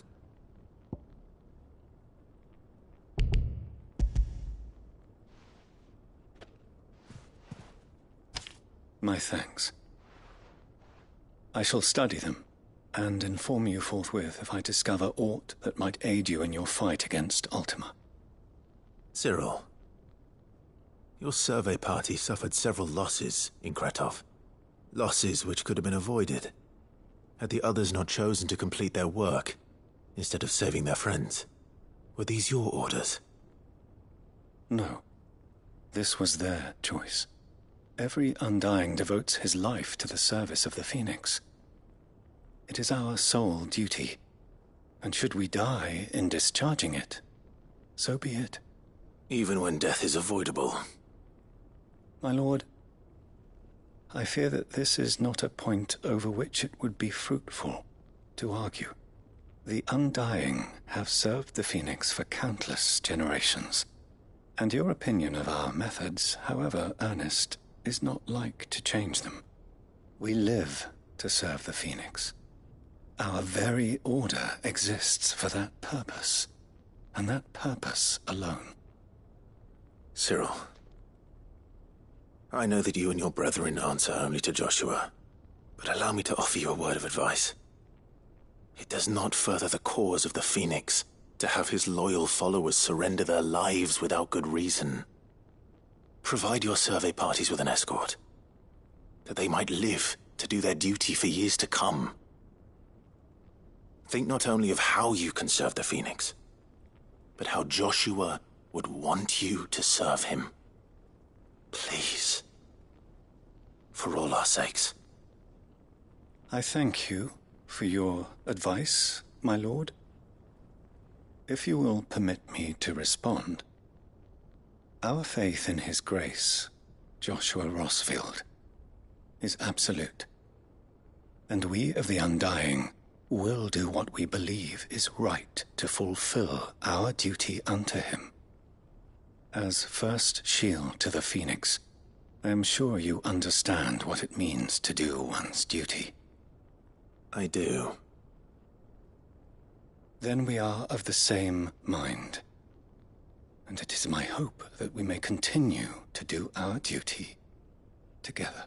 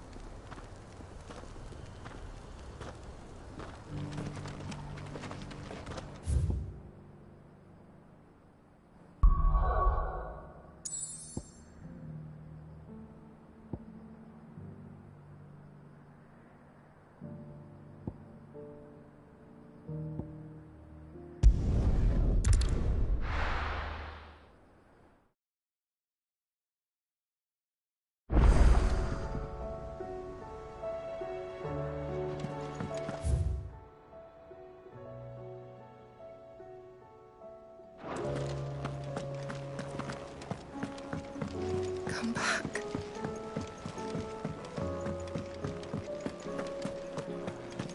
What do you recommend?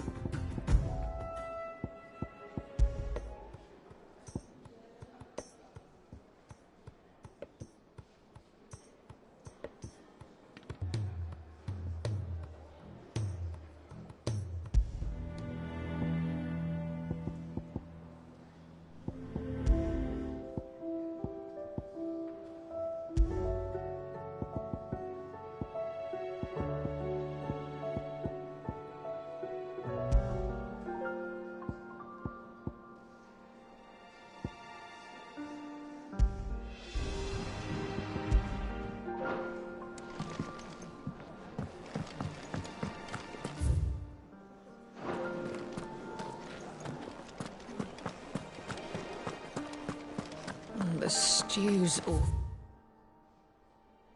thin these days.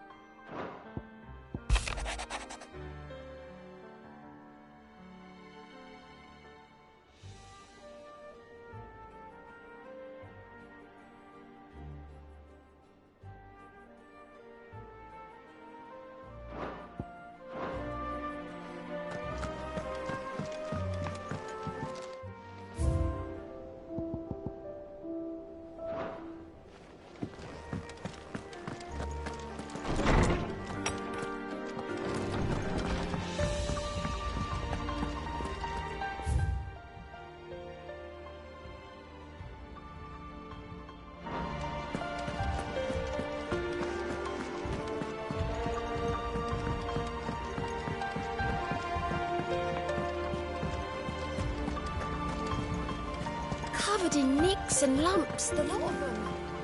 It's a wonder they can still walk. I suppose you've got quite the tale to tell. I'll let you get some nice warm stew in you first, before I go bothering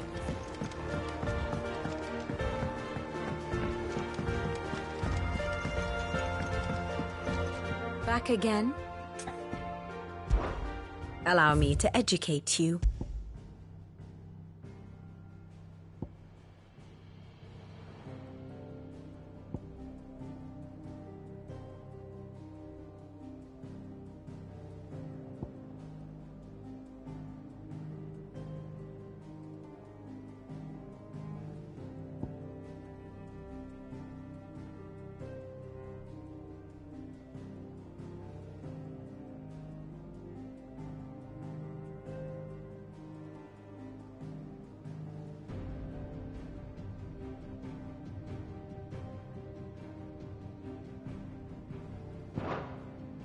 Here you are.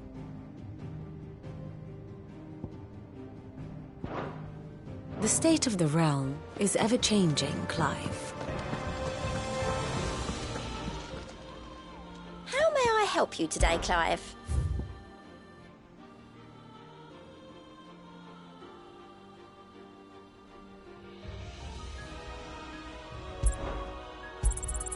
You earned this.